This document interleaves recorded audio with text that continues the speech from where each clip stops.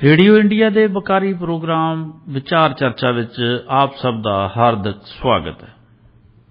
मेरे यानी programme host Baldev Singh भम वालों प्यार ते सत्कार नाल सत श्री अकाल, नमस्कार, आदाब प्रवान करो जी। तुसी जुड़े हो रेडियो इंडिया KRPA 1110 AM नाल, जो तुहाडा अपना रेडियो है, जो तुहाडे हक्कां लई, तुहाडे हितां लई हिक डाक के खड़न दा लड़न दा हिया रखदा है। जेकर तुसी सारी दुनिया दे विच किते भी बैठे हो, साडे नाल जुड़ना चाहुंदे हो, साडे प्रोग्रामां नूं लाइव सुनना चाहुंदे हो, तां वैबसाइट साडी नोट कर लो जी, www.radioindia.ca। इस वैबसाइट ते जाके तुसी साडे प्रोग्रामां नूं सुन सकदे हो, उन्हां दा आनंद मान सकदे हो जी, चाहे वो टॉक शो होण, चाहे गीत संगीत दे प्रोग्राम होण, जां फिर खबरां राहीं अपडेट होण दा मसला होवे, तुसी साडे नाल जुड़ सकदे हो। इस तो इलावा तुहाडी लोड़ नूं महसूस करदिआं और सोशल मीडिया प्रति तुहाडे लगाव नूं महसूस करदिआं असीं भी अपने आप नूं सोशल मीडिया ते पूरी तरह अपडेट रखदे हां।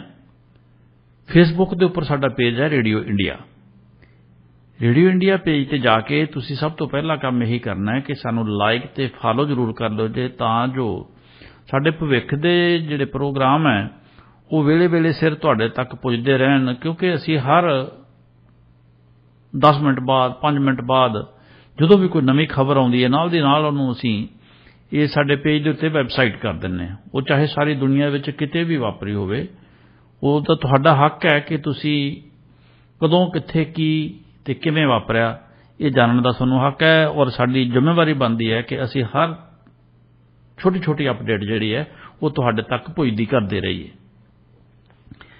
इस तो इलावा जेकर तुसी ट्विटर अते इंस्टाग्राम ते सानू फॉलो करना चाहुंदे हो, तो साडी रेडियो इंडिया 1110 करके आईडी है। दोनों प्लेटफार्मां ते साडी इक्को आईडी है, इस करके तुसी कोई उलझा ना रहे, इक्को तरह की आईडी असीं बनाई हुई है। उत्थे जाके भी तुसी सानू लाइक ते कमेंट कर सकदे हो।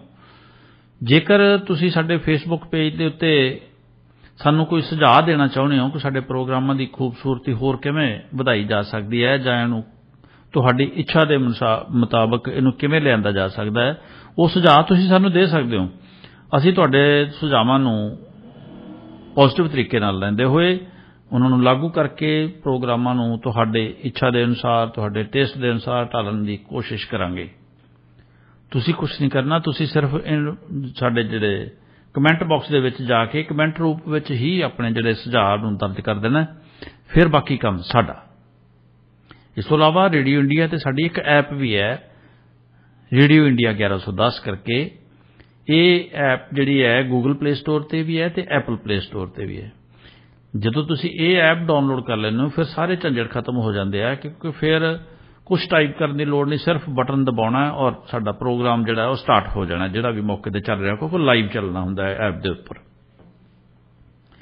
इस तो इलावा जेकर चलदे प्रोग्राम दे दौरान तुसीं साडे नाल जुड़ना चाहो, जेकर सानू कोई सवाल करना चाहो, साडे माहर मेहमान नूं कोई सवाल करना चाहो, जां कोई तुसी अपनी कोई जानकारी जिहड़ी तुहानूं लगदा होवे कि साडे कोलों मिस हो रही है और तुसी जानकारी नूं जरूर जिहड़ा लोकां तक पहुंचाउणा चाहुंदे हो, तां वो भी पहुंचा सकदे हो। इस तों इलावा तुसी अपने तजर्बा भी साझा कर सकदे हो। कोई घटनावां जिंदगी च हरेक बंदे दे वापरदियां रहिंदियां ने, वो घटनावां रोचक भी हुंदियां ने, कोई लोकां नूं सेध देण वालियां भी हुंदियां ने, इस करके वो जरूर साझियां करिया करो।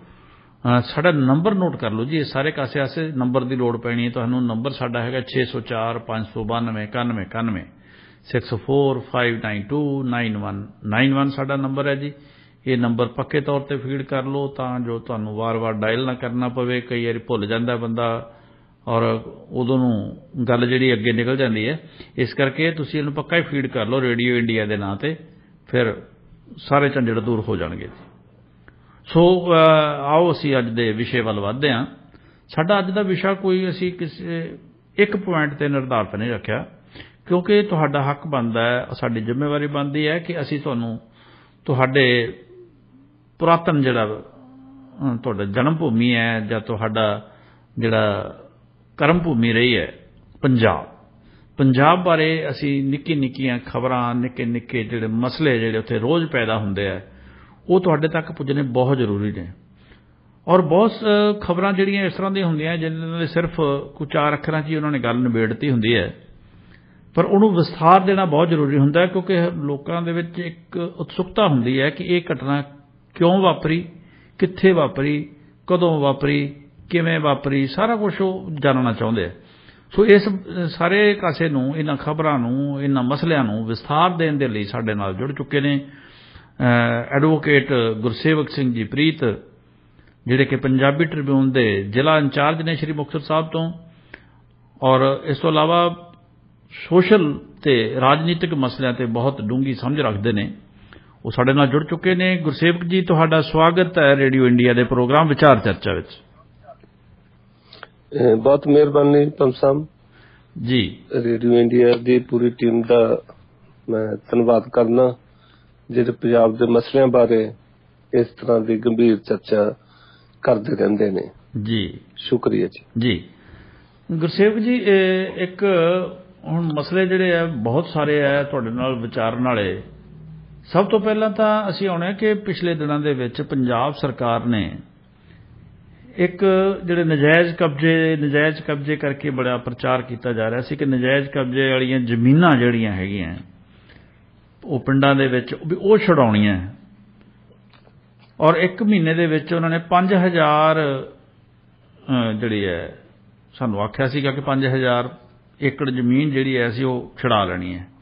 चलो 5000 तक तो नहीं मेरे ख्याल हजे मसा 2-2.5 हज़ार के नेड़े होनी है तुसी ज़्यादा चंगी तरह जानते हो और उस बाद की है हुण इहदी स्थिति की है क्योंकि पिछले दिनों के विच असीं वेखिया सीगा भी किसानां नाल भी एक समझौता होया सी उहदे विच सरकार ने मुख्यमंत्री ने और जिहड़ा पंचायत मंत्री है उन्हें भी आख्या सीगा कि असीं तुहाडी मर्जी के अनुसार चलांगे। उस तो बाद की स्थिति की है जी सारे इस एपीसोड की? पंत साहब जदों भी किसी चंगे काम दी जी कानूनी ढंग दे नाल हल करन दे लई शुरुआत हुंदी है जी तां ओह सारिआं नूं चंगा लगदा। भावें जदों कोई भी चंगा काम कीता जांदा जी बहुत चंगा काम कीता जांदा ਉਹਦੇ ਨਾਲ भी कोई ना कोई परेशान हुंदा जी बिल्कुल क्योंकि ਉਹ ਚੰਗਾ ਕੰਮ ਤਾਂ ਹੀ ਹੁੰਦਾ ਵੀ ਜੇ ਉਹਦੇ ਚ ਕੁਝ ਮਾੜਾ ਰਲਿਆ ਹੁੰਦਾ ਉਹਨੂੰ ਹਟਾਉਣਾ ਹੁੰਦਾ ਫਿਰ ਹੀ ਉਹ ਮਤਲਬ ਕੰਮ ਚੰਗਾ ਹੁੰਦਾ ਜੀ। ਸੋ ਇਹ ਪੰਜਾਬ ਸਰਕਾਰ ਨੇ ਔਰ ਇਹਨਾਂ ਦੇ ਜਿਹੜੇ ਮੰਤਰੀ ਸਾਹਿਬ ਨੇ ਕੁਲਦੀਪ ਸਿੰਘ ਧਾਲੀਵਾਲ ਜੀ ਉਹਨਾਂ ਵੱਲੋਂ ਜਿਹੜੀਆਂ ਪੰਚਾਇਤੀ ਜ਼ਮੀਨਾਂ ਨੇ ਜੀ ਜਿਵੇਂ ਉਹ ਸ਼ਾਮਲਾਟ ਕਹਿ ਦਿੰਦੇ ਆ ਤੇ ਸਾਡੇ ਪੰਜਾਬ ਦੇ ਵਿੱਚ ਕਹਾਵਤ ਆ ਮਾੜੇ ਦੀ ਜਨਾਨੀ ਤੇ ਸ਼ਾਮਲਾਟ ਉਹ ਤੇ ਜਿਹੜਾ ਮਰਜ਼ੀ ਕਬਜ਼ਾ ਕਰ ਲੇ ਵੀ ਉਹਦਾ ਕੋਈ ਵਾਲੀ ਵਾਰਸ ਨਹੀਂ ਹੁੰਦਾ ਜਾਂ ਜੇ ਕੋਈ ਕਬਜ਼ਾ ਕਰ ਲੇ ਤਾਂ ਉਹਨੂੰ ਕੋਈ ਛਡਾਉਣ ਵਾਲੇ ਨਹੀਂ ਹੁੰਦਾ ਕਿਉਂਕਿ ਉਹ ਜਿਹੜੀ ਆ ਨਿੱਜੀ ਮਾਲਕੀ ਨਹੀਂ ਹੁੰਦੀ। ਇਹ ਹੁੰਦਾ ਤਾਂ ਕਿਉਂਕਿ ਜ਼ਮੀਨਾਂ ਦੀ ਅੱਜ ਕੱਲ ਬਹੁਤ ਜ਼ਿਆਦਾ ਕੀਮਤਾਂ ਵੱਧ ਚੁੱਕੀਆਂ ਨੇ ਔਰ ਕੋਈ ਵੀ ਨਹੀਂ ਚਾਹੁੰਦਾ ਕਿ ਮੈਂ ਵਗਦੀ ਗੰਗਾ 'ਚ ਹੱਥ ਨਾ ਧੋਵਾਂ। ਇਸ ਲਈ ਜਿਹੜੇ ਵਕਤੀ ਤੌਰ ਤੇ ਸੱਤਾਧਾਰੀ ਲੋਕ ਹੁੰਦੇ ਆ ਉਹਨਾਂ ਦੀ ਸ਼ਹਿ ਦੇ ਨਾਲ ਹੀ ਕੰਮ ਹੁੰਦਾ ਔਰ ਪੰਜਾਬ 'ਚ ਜਦੋਂ ਤੋਂ ਮੁਲਕ ਆਜ਼ਾਦ ਹੋਇਆ ਜੀ ਉਦੋਂ ਤੋਂ ਲੈ ਕੇ ਇਹ ਸਿਲਸਿਲਾ ਚੱਲ ਰਿਹਾ ਔਰ ਕਈ ਥਾਵਾਂ ਤੇ ਤਾਂ ਜ਼ਮੀਨਾਂ ਅੱਗੇ ਤੋਂ ਅੱਗੇ ਜਿਹੜੀਆਂ ਵਿਕ ਵੀ ਗਈਆਂ ਨੇ ਔਰ ਜਿਹੜੇ ਇਹ ਕਬਜ਼ੇ ਬਣੇ ਹੋਏ ਨੇ ਜੀ। ਖਾਸ ਤੌਰ ਤੇ ਭੰਮ ਸਾਹਿਬ ਜਦੋਂ ਅਸੀਂ ਦੇਖਦੇ ਹਾਂ ਰੋਪੜ ਮੁਹਾਲੀ ਜਲੰਧਰ ਪਟਿਆਲਾ ਜਿਹੜੇ ਇਸ ਤਰ੍ਹਾਂ ਦੇ ਵੱਡੇ ਸ਼ਹਿਰ ਨੇ ਜੀ ਜੀ ਉਹਨਾਂ ਦੇ ਵਿੱਚ ਜਿਹੜੀ ਜ਼ਮੀਨ ਦੀ ਕੀਮਤ ਆ ਜੀ ਉਹ ਜਿਹੜੇ ਜ਼ਮੀਨ ਕਿੱਲਿਆਂ ਵਾਲੀ ਆ ਪਰ ਉਹਦੀ ਕੀਮਤ ਫੁੱਟਾਂ ਦੇ ਵਿੱਚ ਆ ਜੀ ਜਦੋਂ ਉਹ ਕੀਮਤ ਨੂੰ ਫੁੱਟਾਂ ਦੇ ਵਿੱਚ ਕੀਤਾ ਜਾਂਦਾ ਮਲਟੀਪਲਾਈ ਤਾਂ ਉਹ ਮਤਲਬ ਕਰੋੜਾਂ ਤੱਕ ਜਾ ਵੜਦੀ ਹੈ ਜੀ। ਹਾਲਾਂਕਿ ਜੇ ਖੇਤੀਬਾੜੀ ਦੇ ਨਜ਼ਰੀਏ ਨਾਲ ਦੇਖੀਏ ਤਾਂ ਇੱਕ ਕਿੱਲਾ ਚਾਹੇ ਉਹ ਮੁਹਾਲੀ ਦੇ ਵਿੱਚ ਹੈ ਤੇ ਚਾਹੇ ਮੁਕਤਸਰ ਦੇ ਵਿੱਚ ਹੈ, ਉਹ ਤੋਂ ਫਸਲ ਤਾਂ ਓਨੀ ਹੀ ਹੋਣੀ ਹੈ ਜੀ। ਜੀ ਬਿਲਕੁਲ। ਜਿੰਨੇ ਅਸੀਂ ਔਸਤ 60-70 ਹਜ਼ਾਰ ਰੁਪਏ ਕਿੱਲੇ ਦੀ ਆਮਦਨ ਰੱਖਦੇ ਹਾਂ ਜੀ। ਪਰ ਜਦੋਂ ਇਸ ਨੂੰ ਕਮਰਸ਼ੀਅਲ ਨਜ਼ਰੀਏ ਨਾਲ ਦੇਖਿਆ ਜਾਂਦਾ ਤਾਂ ਜਿਹੜਾ ਮੁਹਾਲੀ ਦੇ ਵਿੱਚ ਕਿੱਲਾ ਉਹ 5-7-10-20 ਕਰੋੜ ਰੁਪਏ ਦਾ ਵੀ ਹੋ ਸਕਦਾ ਜੀ। ਤਾਂ ਇਸ ਤਰ੍ਹਾਂ ਮਤਲਬ ਸਰਕਾਰ ਦੀ ਹੁਣ ਕੋਸ਼ਿਸ਼ ਹੈ ਵੀ ਅਸੀਂ ਇਹ ਜਿਹੜੀ ਜ਼ਮੀਨ ਹੈ ਹੀ ਸਰਕਾਰੀ ਜੀ ਔਰ ਨਜਾਇਜ਼ ਤੌਰ ਤੇ ਜਿਹੜੀ ਕਬਜ਼ਾ ਕੀਤਾ ਹੋਇਆ ਜੀ ਇਹਨੂੰ ਛਡਾਈਏ ਜੀ। ਸੋ ਸਾਰਿਆਂ ਨੇ ਇਸ ਗੱਲ ਦਾ ਸਵਾਗਤ ਕੀਤਾ ਵੀ ਜਦੋਂ ਸਰਕਾਰੀ ਜ਼ਮੀਨ ਸਰਕਾਰ ਦੇ ਕਬਜ਼ੇ ਹੇਠ ਆਊ, ਸਰਕਾਰ ਦੇ ਕਬਜ਼ੇ ਹੇਠ ਆਉਣ ਤੋਂ ਭਾਵ ਵੀ ਉਸ ਪਿੰਡ ਦੀ ਪੰਚਾਇਤ ਕੋਲੇ ਆਊ ਜੀ, ਤਾਂ ਉਹ ਪਿੰਡ ਦੀ ਪੰਚਾਇਤ ਦੀ ਆਮਦਨ ਵਧੂ, ਪੰਚਾਇਤ ਇਸ ਜ਼ਮੀਨ ਨੂੰ ਕਿਸੇ ਲੋਕ ਹਿੱਤ ਕਾਰਜ ਵਾਸਤੇ ਵਰਤੋਂ ਵਿੱਚ ਲਿਆਊਗੀ ਜੀ। ਬਿਲਕੁਲ। ਤਾਂ ਸਰਕਾਰ ਨੇ ਕੁਲਦੀਪ ਸਿੰਘ ਧਾਲੀਵਾਲ ਮੰਤਰੀ ਨੇ ਇੱਕ ਇੰਟਰਵਿਊ 'ਚ ਦਾਅਵਾ ਕੀਤਾ ਸੀ ਜੀ ਕਿ ਸਾਡੇ ਕੋਲ 50,000 ਏਕੜ ਜ਼ਮੀਨ ਜਿਹੜੀ ਨਜਾਇਜ਼ ਕਬਜ਼ਾ ਹੇਠ ਹੋਣ ਦੇ ਵੇਰਵੇ ਤਾਂ ਮੌਜੂਦ ਨੇ ਜੀ। ਤੇ ਇੱਕ ਉਹ ਕਹਿੰਦੇ ਵੀ ਇਸ ਤੋਂ ਬਿਨਾਂ ਵੀ ਇੰਨੀ ਹੀ ਜ਼ਮੀਨ ਜੀ ਜਿਹੜੀ ਹੋਰ ਹੈਗੀ ਆ ਨਜਾਇਜ਼ ਕਬਜ਼ਿਆਂ ਹੇਠ ਜੀ। ਇਸ ਲਈ ਉਹ ਕਹਿੰਦੇ ਵੀ ਅਸੀਂ ਸਾਰੇ ਆਪਦੇ ਰਿਕਾਰਡ ਅਪਡੇਟ ਕਰ ਰਹੇ ਹਾਂ ਜੀ। ਕੁਛ ਜ਼ਮੀਨ ਤਾਂ ਹੋ ਗਈ ਪੰਚਾਇਤਾਂ ਦੀ ਸ਼ਾਮਲਾਟ ਜੀ, ਕੁਛ ਜੰਗਲਾਤ ਵਿਭਾਗ ਦੀ ਹੈਗੀ ਆ, ਕੁਛ ਜਿਵੇਂ B&R ਹੋਰ ਵਿਭਾਗਾਂ ਦੀ ਵੀ ਹੈਗੀ ਆ ਜੀ। ਸੋ ਹੁਣ ਜਦੋਂ ਸਰਕਾਰ ਨੇ ਪਹਿਲੇ ਹੱਲੇ ਸ਼ੁਰੂ ਕੀਤੀ, ਮੁਹਾਲੀ ਤੋਂ ਸ਼ੁਰੂ ਕੀਤੀ ਸੀ ਇੱਕ ਸਿਆਸੀ ਅਸਰ ਸੂਖ ਵਾਲੇ ਲੈਂਡਲਾਰਡ ਤੋਂ, ਤਾਂ ਉਸ ਤੋਂ ਬਾਅਦ ਫਿਰ ਇਹ ਜਿਹੜੇ ਪਿੰਡਾਂ ਵੱਲ ਨੂੰ ਕੂਚ ਕਰ ਗਏ, ਯਕਦਮ ਮੋੜਾ ਕੱਟ ਲਿਆ ਤਾਂ। ਹਾਂ ਬਿਲਕੁਲ। ਇੱਕ ਤਾਂ ਜਿਹੜੀਆਂ ਵਿਰੋਧੀ ਧਿਰਾਂ ਨੇ ਉਹ ਇਸ ਗੱਲ ਤੇ ਸਰਕਾਰ ਦੀ ਨੁਕਤਾਚੀਨੀ ਕਰਦੀਆਂ ਨੇ ਜੀ।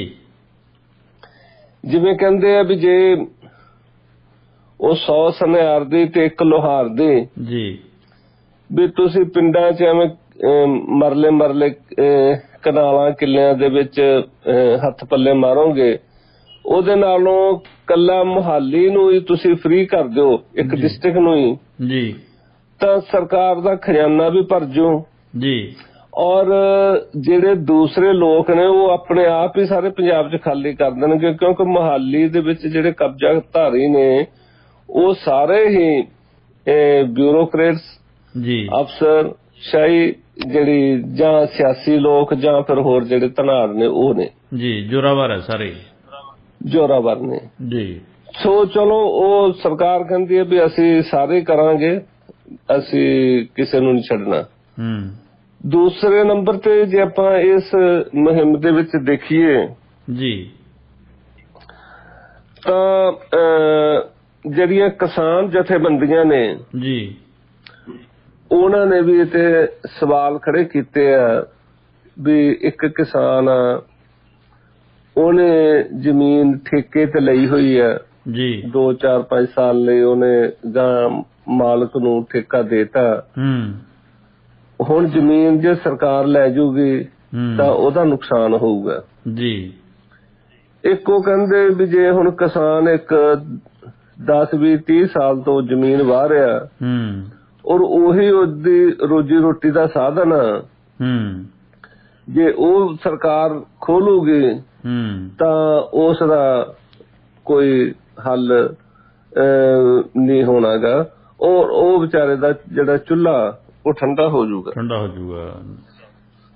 ਸੋ ਪਿਛਲੇ ਦਿਨੀ ਸਾਡੇ ਮੁੱਖ ਮੰਤਰੀ ਭਗਵੰਤ ਸਿੰਘ ਮਾਨ ਨੇ ਇੱਕ ਡੈਡਲਾਈਨ ਦਿੱਤੀ ਸੀ ਵੀ 31 ਮਈ ਤੱਕ ਅਸੀਂ ਇਹ ਜ਼ਮੀਨਾਂ ਜਿਹੜੀਆਂ ਭਾਈ ਖਾਲੀ ਕਰ ਦਿਓ।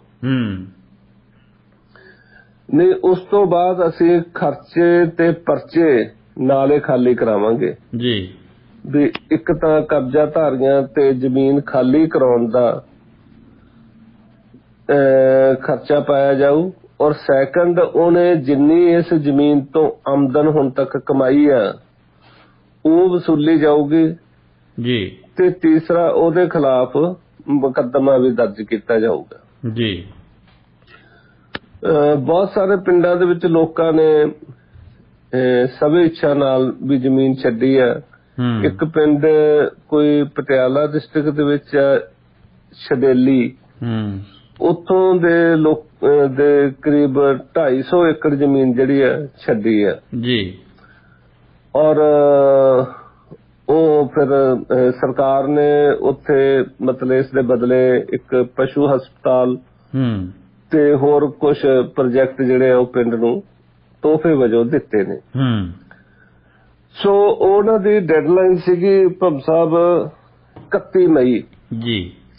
ਤਾਂ ਸਮਝ ਲਓ ਵੀ 31 ਮਈ ਆ ਗਈ, 5-7 ਦਿਨ ਰਹਿ ਗਏ ਨੇ। ਤਾਂ ਫਿਰ ਉਹ ਕਿਸਾਨ ਜਥੇਬੰਦੀਆਂ ਨੇ ਇਸ ਗੱਲ ਤੇ ਇਤਰਾਜ਼ ਜਤਾਉਂਦਿਆਂ ਸਰਕਾਰ ਤੱਕ ਪਹੁੰਚ ਕੀਤੀ। ਉਹਨਾਂ ਨੇ ਦੱਸਿਆ ਵੀ ਹੁਣ ਉੱਥੇ ਝੋਨਾ ਬੀਜਿਆ ਹੋਇਆ ਜਾਂ ਹੋਰ ਫਸਲਾਂ ਬੀਜੀਆਂ ਹੋਈਆਂ, ਵੀ ਉਹ ਜਿਹਦੀ ਫਸਲ ਬੀਜੀ ਆ ਉਹਨੂੰ ਹੁਣ ਸਾਂਭਣ ਦਾ ਮੌਕਾ ਤਾਂ ਦਿਓ, ਕਿਉਂਕਿ ਉਹਦਾ ਸਾਰਾ ਖਰਚਾ ਹੋਇਆ। ਬਿਲਕੁਲ ਬਿਲਕੁਲ। ਉਸ ਲਈ ਹੁਣ ਕਾਫੀ ਕਸ਼ਮਕਸ਼ ਚੱਲਦੀ ਰਹੀ, ਕਿਉਂਕਿ ਮੁੱਖ ਮੰਤਰੀ ਤੇ ਜਿਹੜੇ ਮੰਤਰੀ ਉਹਨਾਂ ਨੇ ਬੜੇ ਜ਼ੋਰ ਸ਼ੋਰ ਨਾਲ ਇਹ ਡੈਡਲਾਈਨ ਦਿੱਤੀ ਸੀਗੀ 31 ਮਈ ਦੀ। ਤੇ ਉਹ ਕਹਿੰਦੇ ਸੀ ਵੀ ਅਸੀਂ ਜਿਹੜੀ 31 ਮਈ ਤੱਕ 5000 ਏਕੜ ਜਿਹੜੀ ਜ਼ਮੀਨ ਆ ਉਹ ਛਡਾਉਣੀ ਆ। ਪਰ ਉਹ ਹੁਣ ਕਿਸਾਨ ਜਥੇਬੰਦੀਆਂ ਦਾ ਤਰਕ ਵੀ ਬਿਲਕੁਲ ਸਹੀ ਹੈ ਤੇ ਉਹਨਾਂ ਨੇ ਹੁਣ ਫਿਰ ਕੱਲ ਇੱਕ ਸਮਝੌਤਾ ਹੋਇਆ ਜੀ, ਜਿਹਦੇ ਤਹਿਤ ਹੁਣ ਇਹਦੀ ਡੈਡਲਾਈਨ ਉਹ 30 ਜੂਨ ਯਾਨੀ 1 ਮਹੀਨਾ ਵਧਾਤੀ ਹੈ ਜੀ। ਇੱਕ ਇਹਦੇ ਨਾਲ ਇਹ ਕਰਤਾ ਵੀ ਜ਼ਮੀਨ ਖਾਲੀ ਕਰਾਉਣ ਵਾਲੇ ਤੁਹਾਨੂੰ 15 ਦਿਨ ਦਾ ਪਹਿਲਾਂ ਨੋਟਿਸ ਦਿੱਤਾ ਜਾਊਗਾ ਤੇ ਉਸ ਤੋਂ ਬਾਅਦ ਫਿਰ ਉਹ ਖਰਚੇ ਤੇ ਪਰਚੇ ਵਾਲੀ ਪਾਲਿਸੀ ਤਹਿਤ ਕਾਰਵਾਈ ਕੀਤੀ ਜਾਊਗੀ ਜੀ। ਹੁਣ ਤੱਕ ਜਿੰਨੇ ਕੁ ਸਰਕਾਰੀ ਤੇ ਗੈਰ ਸਰਕਾਰੀ ਅੰਕੜੇ ਆਏ ਨੇ ਜੀ, ਵੀ ਕਰੀਬ 1500 ਏਕੜ ਜ਼ਮੀਨ ਤਾਂ ਸਰਕਾਰ ਨੇ ਖਾਲੀ ਕਰਾ ਲਈ ਜੀ, ਜਿਹਦੀ ਕੀਮਤ ਇੱਕ ਅੰਦਾਜ਼ੇ ਮੁਤਾਬਕ ਕਰੀਬ 300 ਕਰੋੜ ਰੁਪਏ ਬਣਦੀ ਹੈ। ਤੇ ਸਰਕਾਰ ਦੀ ਇਹ ਵੀ ਇੱਕ ਇੱਛਾ ਹੈਗੀ ਆ ਵੀ ਜਿਹੜੀ ਜ਼ਮੀਨ ਖਾਲੀ ਕਰਾਈ ਜਾਣੀ ਹੈ ਉਹਦੇ ਵਿੱਚੋਂ ਜਿਹੜੇ ਸ਼ਹਿਰੀ ਖੇਤਰ ਦਾ ਰਕਬਾ ਹੈਗਾ ਜੀ। ਪ੍ਰੀਤ ਜੀ ਸਾਡੇ ਨਾਲ ਕਾਲਰ ਜੁੜ ਗਏ ਨੇ ਜੀ, ਅਸੀਂ ਕਾਲਰ ਉਹਨਾਂ ਦਾ ਸਵਾਲ ਲੈ ਲਈਏ ਜੀ, ਕੀ ਕਹਿ ਰਹੇ ਨੇ ਜੀ? ਜੀ ਤੁਹਾਡਾ ਸਵਾਗਤ ਹੈ ਜੀ, ਤੁਸੀਂ ਆਉਂਦੇ ਹੋ। ਭਾਮ ਸਾਹਿਬ ਸਤਿ ਸ੍ਰੀ ਅਕਾਲ। ਸਤਿ ਸ੍ਰੀ ਅਕਾਲ ਜੀ। ਸਤਿ ਸ੍ਰੀ ਅਕਾਲ ਜੌਲ ਸਾਹਿਬ। ਮੈਂ ਜੀ ਗੁਰਸੇਵਕ ਸਿੰਘ ਜੀ ਨੂੰ ਪੁੱਛਣਾ ਚਾਹੁੰਦਾ ਜੀ, ਇਹ ਜਿਹੜੀ ਜ਼ਮੀਨ ਆ ਜੀ ਕੋਈ 50,000 ਏਕੜ ਤੋਂ ਵੱਧ ਰੱਖਦਾ, ਕੋਈ ਕਿੰਨੀ ਰੱਖਦਾ ਜੀ, ਇਹ ਜ਼ਮੀਨ ਬੁਨਿਆਦੀ ਤੌਰ ਤੇ ਆਈ ਕਿੱਥੋਂ ਜੀ? ਪਹਿਲਾ ਸਵਾਲ ਜੀ।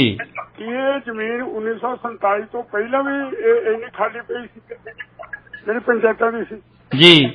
ਜੇ ਇਹਦਾ ਗੁਰਸੇਵਕ ਸਿੰਘ ਜਵਾਬ ਦੇਣ, ਜੇ ਨਹੀਂ ਤਾਂ ਫਿਰ ਦਾ ਜਵਾਬ ਮੈਂ ਦਊਂਗਾ ਵੀ ਕਿੱਥੋਂ ਆਈ ਹੈ। ਜੀ ਜੀ ਜੀ ਬਿਲਕੁਲ ਬਿਲਕੁਲ। ਨਹੀਂ ਤੁਸੀਂ ਹੋਲਡ ਰੱਖਦਾ। ਅੱਛਾ ਠੀਕ ਹੈ ਜੀ। ਗੁਰਸੇਵਕ ਜੀ ਕੀ ਸਵਾਲ ਸੀ ਜੀ? ਇਹਨਾਂ ਦਾ ਸਵਾਲ ਸੀਗਾ ਕਿ ਕਹਿੰਦੇ ਜਿਹੜੇ 50,000 ਏਕੜ ਦੀ ਗੱਲ ਕੀਤੀ ਹੈ ਵੀ ਇਹ 50,000 ਏਕੜ ਜ਼ਮੀਨ ਆਈ ਕਿੱਥੋਂ? ਉਹ ਕਹਿੰਦੇ ਵੀ ਕੁਝ ਪਾਕਿਸਤਾਨ ਤੋਂ ਪਹਿਲਾਂ ਦੀ ਉਦੋਂ ਜਿਹੜੀ ਜ਼ਮੀਨਾਂ ਦੀ ਜਿਨ੍ਹਾਂ ਦੀ ਖੁੱਸੀਆਂ ਸੀਗੀਆਂ ਜਾਂ ਜਿਨ੍ਹਾਂ ਦਾ ਨੁਕਸਾਨ ਹੋਇਆ ਸੀਗਾ ਉਹਨਾਂ ਨੂੰ ਅਲਾਟ ਵੀ ਹੋਈਆਂ ਸੀਗੀਆਂ, ਅਲਾਟ ਹੋਈਆਂ ਜਾਂ ਵੈਸੇ ਉਦੋਂ ਉਹਨਾਂ ਦੇ ਕਬਜ਼ੇ ਕਰਵਾਏ ਹੋਣੇ ਉਦੋਂ ਜੀ? ਦੇਖੋ ਭੰਮ ਸਾਹਿਬ ਜੀ, ਇਹਦਾ ਜਿਹੜਾ ਸਵਾਲ ਦਾ ਜਵਾਬ ਆ ਜੀ ਉਹ ਕਾਨੂੰਨੀ ਪਹਿਲੂ ਤਾਂ ਜਿਹੜਾ ਉਹ ਕੋਈ ਕਾਨੂੰਨਦਾਨ ਹੀ ਦੱਸ ਸਕਦਾ ਜੀ ਜੀ ਜੀ। ਇੱਕ ਪੱਤਰਕਾਰ ਵਜੋਂ ਜਿੰਨਾ ਕੁ ਮੇਰੇ ਧਿਆਨ ਦੇ ਵਿੱਚ ਇਹ ਮਸਲਾ ਹੈਗਾ ਜੀ ਕਿ ਜਦੋਂ ਮਰੱਬਾਬੰਦੀ ਹੋਈ ਆ ਜੀ ਉਦੋਂ ਹਰ ਪਿੰਡ ਦੀ ਪੰਚਾਇਤ ਨੂੰ ਉਸ ਪਿੰਡ ਦਾ ਜਿੰਨਾ ਰਕਬਾ ਸੀ ਉਸ ਦੇ ਹਿਸਾਬ ਨਾਲ ਕੁਝ ਰਕਬਾ ਜਿਹੜਾ ਆਪਣੀ ਪੰਚਾਇਤ ਦੀ ਆਮਦਨ ਵਾਸਤੇ ਉਹ ਛੱਡਿਆ ਗਿਆ ਸੀਗਾ ਜੀ ਔਰ ਇਹ ਬਹੁਤਾ ਰਕਬਾ ਉਹੀ ਆ ਵੀ ਜਿਹੜਾ ਪੰਚਾਇਤ ਦਾ ਸੀ ਕਿਉਂਕਿ ਉਸ ਸਮੇਂ ਜ਼ਮੀਨਾਂ ਬੰਜਰ ਸੀਗੀਆਂ ਜੀ ਉਹਨਾਂ ਨੂੰ ਕੋਈ ਮੁੱਲ ਤਾਂ ਕੀ ਲੈਣਾ ਸੀ, ਮੁਫਤ ਵੀ ਨਹੀਂ ਸੀ ਬੰਦਾ ਜੀ ਪਾਣੀ ਦੇ ਸਾਧਨ ਸੀਗੇ, ਪੈਸਾ ਇੰਨਾ ਹੈ ਨਹੀਂ ਸੀ ਵੀ ਉੱਥੇ ਖਰਚਾ ਕਰਕੇ ਜ਼ਮੀਨ ਨੂੰ ਉਪਜਾਊ ਬਣਾਇਆ ਜਾਵੇ ਜੀ ਤਾਂ ਹੌਲੀ ਹੌਲੀ ਕਿਸਾਨਾਂ ਨੇ ਉਹ ਮਿਹਨਤ ਕਰਕੇ ਉਹ ਜ਼ਮੀਨ ਜਿਹੜੀ ਵਾਹੁਣ ਲੱਗ ਗਏ ਜੀ ਔਰ ਫਿਰ ਹੌਲੀ ਹੌਲੀ ਉਸ ਜ਼ਮੀਨ ਨੂੰ ਜਿਵੇਂ ਆਪਾਂ ਕਹਿ ਦਿੰਦੇ ਆ ਕਿ ਇੱਕ ਮਾਲਕ ਵਜੋਂ ਹੀ ਉਹ ਜ਼ਮੀਨ ਉਹਨਾਂ ਦੇ ਨਾਂ ਜ਼ਬਾਨੀ ਕਲਾਮੀ ਬੋਲਣ ਲੱਗ ਪਈ। ਗਰਦੌਰੀਆਂ ਤਾਂ ਹੋ ਹੀ ਗਈਆਂ ਉਹਨਾਂ ਦੇ ਨਾਲ, ਗਰਦੌਰੀਆਂ ਹੁੰਦੇ ਨੇ। ਹਾਂ ਇਹ ਸਿਲਸਿਲਾ ਜਿਹੜਾ ਬਸ ਚੱਲਦਾ ਰਿਹਾ ਜੀ। ਪਿੱਛੇ ਜੇ ਇੱਕ ਜਸਟਿਸ ਕੁਲਦੀਪ ਸਿੰਘ ਦੇ ਕਮਿਸ਼ਨ ਵੀ ਮੁਕਰਰ ਹੋਇਆ ਸੀ ਜੀ ਔਰ ਉਹਨਾਂ ਨੇ ਵੀ ਰਿਪੋਰਟ ਦਿੱਤੀ, ਉਹਨਾਂ ਕੋਲ ਸਾਰੇ ਵੇਰਵੇ ਉਹਨਾਂ ਨੇ ਦਿੱਤੇ ਆ ਸਿਲਸਿਲੇਵਾਰ ਵੀ ਕਿੰਨਾ ਰਕਬਾ ਕਿੱਥੇ ਕਿੱਥੇ ਜਿਹੜਾ ਪਿਆ ਵਾ। ਜੀ ਜੀ ਜੀ ਜੀ ਸੋ ਜ਼ਮੀਨ ਮਤਲਬ ਮੇਰੇ ਖਿਆਲ ਮੁਤਾਬਕ ਇਹੀ ਹੈ ਵੀ ਜਿਹੜੀ ਪੰਚਾਇਤ ਜਾਂ ਕਿਸੇ ਸਰਕਾਰੀ ਵਿਭਾਗ ਦੀ ਮਾਲਕੀ ਵਾਲੀ ਜ਼ਮੀਨ ਆ ਜੀ ਔਰ ਉਹਦਾ ਗੌਰ ਨਾ ਕਰਨ ਕਰਕੇ ਹੌਲੀ ਹੌਲੀ ਉਹ ਜੀ ਪ੍ਰਾਈਵੇਟ ਕਬਜ਼ੇ ਹੇਠ। ਬਿਲਕੁਲ ਬਿਲਕੁਲ। ਕੱਲ ਸਾਡੇ ਨੂੰ ਸਪਸ਼ਟ ਕਰਨਾ ਚਾਹੁੰਦੇ ਨੇ ਜੀ ਗੱਲ ਨੂੰ, ਮੈਂ ਦੁਬਾਰਾ ਜੀ ਜੀ ਜੌਲ ਸਾਹਿਬ ਤੁਸੀਂ ਦੱਸੋ ਜੀ। ਭਾਮ ਸਾਹਿਬ ਦੇਖੋ, ਜਿਹੜੀ ਮਰੱਬੇਬੰਦੀ ਹੋਈ ਹੈ ਨਾ ਪੰਜਾਬ ਵਿੱਚ 1963-64 ਵਿੱਚ ਜੀ, ਉਸ ਵੇਲੇ ਪੰਜਾਬ ਦੇ ਪਿੰਡਾਂ ਵਿੱਚੋਂ ਪਰ ਏਕੜ ਕੁਛ ਕੱਟ ਜ਼ਮੀਨ ਨੂੰ ਮਰਲਾ ਜਾਂ 2 ਮਰਲੇ ਲਾ ਕੇ ਜੀ ਪਿੰਡਾਂ ਦੇ ਵਿੱਚ ਜ਼ਮੀਨ ਸਾਂਝੇ ਕੰਮਾਂ ਲਈ ਛੱਡੀ ਗਈ ਸੀ ਜੀ। ਉਹ ਬਿਲਕੁਲ ਸਾਰੇ ਦੇ ਸਾਰੇ ਨੰਬਰ ਗ੍ਰਾਮ ਪੰਚਾਇਤ ਤੇ ਆਪਣੇ ਗ੍ਰਾਮ ਪੰਚਾਇਤ ਤੇ ਜਿਹੜਾ ਵੀ ਪਿੰਡ ਹੋਵੇ ਜੀ ਜਾਂ ਫਲੌਰ ਜਾਂ ਜਲੰਧਰ ਦਾ ਕੋਈ ਜਿਹੜਾ ਵੀ ਪਿੰਡ ਹੋਵੇ, ਜਿਹੜਾ ਪਿੰਡ ਦਾ ਨਾਂ ਹੋਵੇ ਜੀ, ਉਸ ਪਿੰਡ ਦੀ ਗ੍ਰਾਮ ਪੰਚਾਇਤ ਦੇ ਨਾਂ ਤੇ ਉਹ ਜ਼ਮੀਨ ਚੜ੍ਹ ਗਈ, ਇੰਤਕਾਲ ਹੋ ਗਿਆ ਜੀ। ਉਹਦੇ ਤੇ ਕਬਜ਼ਾ ਕਰ ਲੈਣਾ ਜਾਂ ਕਰ ਲੈਣਾ, ਲੇਕਿਨ ਉਹਦੀ ਤੇ ਗਦਾਵਰੀ ਵੀ ਦੂਏ ਦੇ ਨਾਂ ਤੇ ਨਹੀਂ ਸੀ। ਨੰਬਰ 1 ਜੀ। ਨੰਬਰ 2, ਇਹ ਜਿਹੜੀ ਜ਼ਮੀਨ ਹੁਣ ਮੈਂ ਤੁਹਾਨੂੰ ਪੁੱਛਦਾ ਵੀ ਇਹ ਕਹਿੰਦੇ ਕਿ ਪਟਿਆਲੇ ਵਿੱਚ ਇੱਕ ਪਿੰਡ ਨੇ 200 ਕਿੱਲਾ ਛੱਡਿਆ ਜੀ। ਇਹਨਾਂ ਨੂੰ ਪੁੱਛੋ ਵੀ ਉਹ 200 ਕਿੱਲਾ ਦੇ ਪਿੰਡ ਦੇ ਇੱਕ ਕਿੱਲੇ ਨੂੰ ਕੱਟ ਲਾ ਕੇ ਮੰਨ ਲਾ 2 ਮੰਨ ਲੈ 200 ਕਿੱਲਾ ਇੱਕ ਪਿੰਡ ਦਾ ਹੋ ਗਿਆ ਤੇ ਕਿੰਨੇ ਹਜ਼ਾਰ ਏਕੜ ਉਸ ਪਿੰਡ ਦੀ ਜ਼ਮੀਨ ਸੀ ਜੀ। ਇਹ ਬਿਲਕੁਲ ਗੱਲਾਂ ਉੱਪਰੋਂ ਲੈ ਕੇ ਹਵਾ ਚੋਂ ਲੈ ਕੇ ਸਰਕਾਰ ਦੀਆਂ ਗੱਲਾਂ ਲੈ ਕੇ ਗਾਹਾਂ ਤੋਂ ਗਾਹਾਂ ਤੁਰਦੇ ਆ ਜੀ। ਇਹ ਮੈਂ ਤੁਹਾਨੂੰ ਦੱਸਦਾ ਵੀ ਭੰਮ ਸਾਹਿਬ, ਜਦੋਂ 1947 ਦੀ ਵੰਡ ਹੋਈ ਆ ਜੀ, ਅਸੀਂ ਲੋਕ ਪਾਕਿਸਤਾਨ ਤੋਂ ਆਏ, ਇੱਧਰਲੇ ਲੋਕ ਪਾਕਿਸਤਾਨ ਚਲੇ ਗਏ ਜੀ। ਜਿਹੜੇ ਪਾਕਿਸਤਾਨ ਤੋਂ ਲੋਕ ਆਏ ਸੀ ਜੀ, ਉਹ ਕੀਮਤ ਪਾਉਂਦੇ ਸੀ, ਜ਼ਿਲ੍ਹਿਆਂ ਦੇ ਵਿੱਚ ਜ਼ਮੀਨਾਂ ਦੀ ਕੀਮਤ ਪਾਈ ਗਈ ਸੀ ਜੀ ਜੀ ਜੀ। ਔਰ ਜਿਹੜੇ ਪਾਕਿਸਤਾਨ ਤੋਂ ਲੋਕ ਇੱਧਰ ਨੂੰ ਆਏ ਜੀ, ਉਹਨਾਂ ਨੂੰ ਇੱਕ ਮਰਬਾ ਹੁੰਦਾ 25 ਏਕੜ ਦਾ ਜੀ। 25 ਏਕੜ ਦੇ ਪਿੱਛੇ ਉਹਨਾਂ ਲੋਕਾਂ ਨੂੰ 5 ਏਕੜ ਤੋਂ ਲੈ ਕੇ 7 ਏਕੜ ਤੱਕ ਜ਼ਮੀਨ 'ਚ ਇੱਧਰ ਗੌਰਮੈਂਟ ਨੇ ਕੱਟ ਲਾਤੀ ਜੀ। ਜਿਸ ਬੰਦੇ ਨੇ ਪਾਕਿਸਤਾਨ ਵਿੱਚ 25 ਏਕੜ ਸੀ ਜੀ, ਉਹਨੂੰ ਜਾਂ ਤਾਂ ਮਿਲੇ 18 ਜੀ, ਕਿਸੇ ਨੂੰ 19, ਕਿਸੇ ਨੂੰ 20 ਜੀ। ਜਿਵੇਂ ਨਵਾਂ ਸ਼ਹਿਰ ਜਿਹੜਾ ਤਹਿਸੀਲ ਸੀ ਉੱਥੇ 18 ਮਿਲੇ, ਕਿ ਉਹ ਤਹਿਸੀਲ 18 ਤੋਂ ਵਧੀਆ ਚਲੀ ਗਈ ਜੀ। ਹੁਣ ਉਹ ਜਿਹੜੇ 7 ਏਕੜ ਜਾਂ 6 ਏਕੜ ਜ਼ਮੀਨ ਦੀ ਕੱਟ ਲੱਗੀ ਜੀ, 18 ਪਾਕਿਸਤਾਨ ਤੋਂ ਆਏ ਲੋਕ ਇੱਧਰ ਆ ਕੇ ਬਸ ਗਏ, ਜ਼ਮੀਨ ਅਲਾਟ ਹੋ ਗਈ ਜੀ। ਬਹੁਤੀ ਜ਼ਮੀਨ ਜਿਹੜੇ ਲੋਕ ਆ ਗਏ, ਉਦੋਂ ਪੰਜਾਬ ਇਕੱਠਾ ਸੀ, ਬਹੁਤੇ ਲੋਕ ਹਿਸਾਰ, ਕਰਨਾਲ, ਪਾਣੀਪਤ ਵਾਲੇ ਚਲੇ ਗਏ ਜੀ। ਉਧਰ ਜ਼ਮੀਨ ਪੂਰੀ ਦੀ ਪੂਰੀ ਅਲਾਟ ਹੋ ਗਈ ਜੀ। ਆਹ ਜਿਹੜਾ ਆਪਣਾ ਪੰਜਾਬ ਦਾ ਏਰੀਆ ਦਾ ਖਾਸ ਕਰਕੇ ਦਰਿਆਵਾਂ ਦਾ ਕੰਢਾ, ਬਿਆਸ ਔਰ ਸਤਲੁਜ ਦਾ ਆਪਣਾ ਘੱਗਰ ਦਾ ਏਰੀਆ ਜੀ ਜੀ, ਇੱਥੇ ਜ਼ਮੀਨ ਬਚ ਗਈ ਮੁਸਲਮਾਨਾਂ ਦੀ ਬਹੁਤ ਜੀ। ਅਸੂਲ ਤਾਂ ਬਣਦਾ ਸੀ ਇਹ ਵੀ ਜੇ ਉਹਨਾਂ ਲੋਕਾਂ ਦੇ 7 ਏਕੜ ਕੱਟੇ ਸੀ ਜੀ, ਜਦੋਂ ਜ਼ਮੀਨ ਬਚ ਗਈ ਸੀ ਜੀ, ਫਿਰ ਉਹਨਾਂ ਨੂੰ ਘੱਟ ਕਰ ਦਿੰਦੇ, ਉਹ ਜ਼ਮੀਨ ਸਾਰੀ ਰਾਤ ਹੋ ਜਾਂਦੀ। ਬਿਲਕੁਲ ਬਿਲਕੁਲ। ਉਹ ਗੌਰਮੈਂਟ ਨੇ ਬੇਈਮਾਨੀ ਕੀਤੀ, ਉਹਨਾਂ ਲੋਕਾਂ ਦੀ ਜ਼ਮੀਨ ਕੱਟ ਲਈ ਪਾਕਿਸਤਾਨ ਵਾਲਿਆਂ ਦੀ, ਜਿਹੜੀ ਇਹ ਜ਼ਮੀਨ ਬਚੀ ਸੀ ਇਹ ਸਾਰੀ ਜ਼ਮੀਨ ਸੈਂਟਰਲ ਗਵਰਨਮੈਂਟ ਡਿਕਲੇਅਰ ਕਰਤੀ, ਜਿਹਨੂੰ ਕਿਹਾ ਜਾਂਦਾ ਸੀ ਕਸਟੋਡੀਅਨ ਦੀ ਜ਼ਮੀਨ ਹੈ। ਜੀ ਜੀ, ਕਾਗਜ਼ ਕੱਢੋ, ਇਹਨਾਂ ਨੂੰ ਕਹੋ ਕਾਗਜ਼ ਕੱਢੋ, ਰਿਕਾਰਡ ਕੱਢੋ ਸਾਰਾ ਜੀ। ਉਹ ਕਸਟੋਡੀਅਨ ਦੀ ਜ਼ਮੀਨ ਬਣ ਗਈ ਸੈਂਟਰਲ ਗਵਰਨਮੈਂਟ ਦੀ ਜੀ। ਉਹ ਸੈਂਟਰਲ ਗਵਰਨਮੈਂਟ ਜਦੋਂ ਇਹ ਚੱਲੀ ਗਿਆ, ਕੰਮ ਚੱਲੀ ਗਿਆ ਜੀ, ਮਰੱਬੇਬੰਦੀ ਆਉਣ ਲੱਗੀ ਤੇ ਸੈਂਟਰਲ ਸਰਕਾਰ ਨੇ ਇਹ ਗੱਲ ਕਹੀ ਜੀ, ਇਹ ਬੇਵਾਦ ਜ਼ਮੀਨਾਂ ਜ਼ਿਆਦਾ ਸੀ ਬਈ ਜਿਹੜਾ ਬੰਦਾ ਜ਼ਮੀਨ ਆਬਾਦ ਕਰ ਲਵੇ, ਉਹ ਇਹਨਾਂ ਨੇ ਕਿਹਾ ਵੀ ਵੱਧ ਤੋਂ ਵੱਧ 12 ਏਕੜ ਜਾਂ 14 ਏਕੜ ਜ਼ਮੀਨ ਅਲਾਟ ਕਰੇ, ਸੋ ਬੰਦੇ ਨੂੰ ਅਲਾਟ ਕਰ ਦਿਆ। ਲੋਕਾਂ ਨੇ ਜ਼ਮੀਨਾਂ ਅਲਾਟ ਕਰਾਈਆਂ, ਦਰਿਆਵਾਂ ਦੇ ਬੰਨ ਨਹੀਂ ਸੀ ਹੁੰਦੇ, ਲੋਕਾਂ ਦੇ ਟੱਬਰਾਂ ਦੇ ਟੱਬਰ ਰੁੜੇ ਜੀ, ਬੇਔਖਾ ਹੋ ਕੇ ਲੋਕਾਂ ਜ਼ਮੀਨਾਂ ਆਬਾਦ ਕੀਤੀਆਂ ਔਰ ਉਹ ਜ਼ਮੀਨਾਂ ਸਾਰੇ ਵਿੱਚ ਕਿਤੇ ਵੱਧਿਆ ਕਿਤੇ ਘਾਟਿਆ ਆਬਾਦ ਹੋ ਗਈਆਂ ਜੀ। ਜਿਵੇਂ ਆਪਣੇ ਗੁਜਰਾਤ ਵਿੱਚ ਕੀਤੀਆਂ ਜ਼ਮੀਨਾਂ ਲੋਕਾਂ ਨੇ ਆਬਾਦ, ਯੂਪੀ ਵਿੱਚ ਕੀਤੀਆਂ ਆਬਾਦ, ਉਹ ਜ਼ਮੀਨਾਂ ਆਬਾਦ ਏਦਾਂ ਹੋਈਆਂ ਸੀ। ਜਿਹੜਾ ਉੱਥੇ ਗੁਜਰਾਤ ਵਿੱਚ ਰੌਲਾ ਪੈਂਦਾ ਕਿਸਾਨਾਂ ਦਾ, ਉਹ ਵੀ ਇਹੀ ਰੌਲਾ ਪੈਂਦਾ ਜੀ। ਉਹ ਸੈਂਟਰਲ ਗਵਰਨਮੈਂਟ ਦੀਆਂ ਜ਼ਮੀਨਾਂ ਸੀ, ਉਹ ਲੋਕਾਂ ਨੇ ਆਬਾਦ ਕਰ ਲਈਆਂ ਜੀ ਜੀ।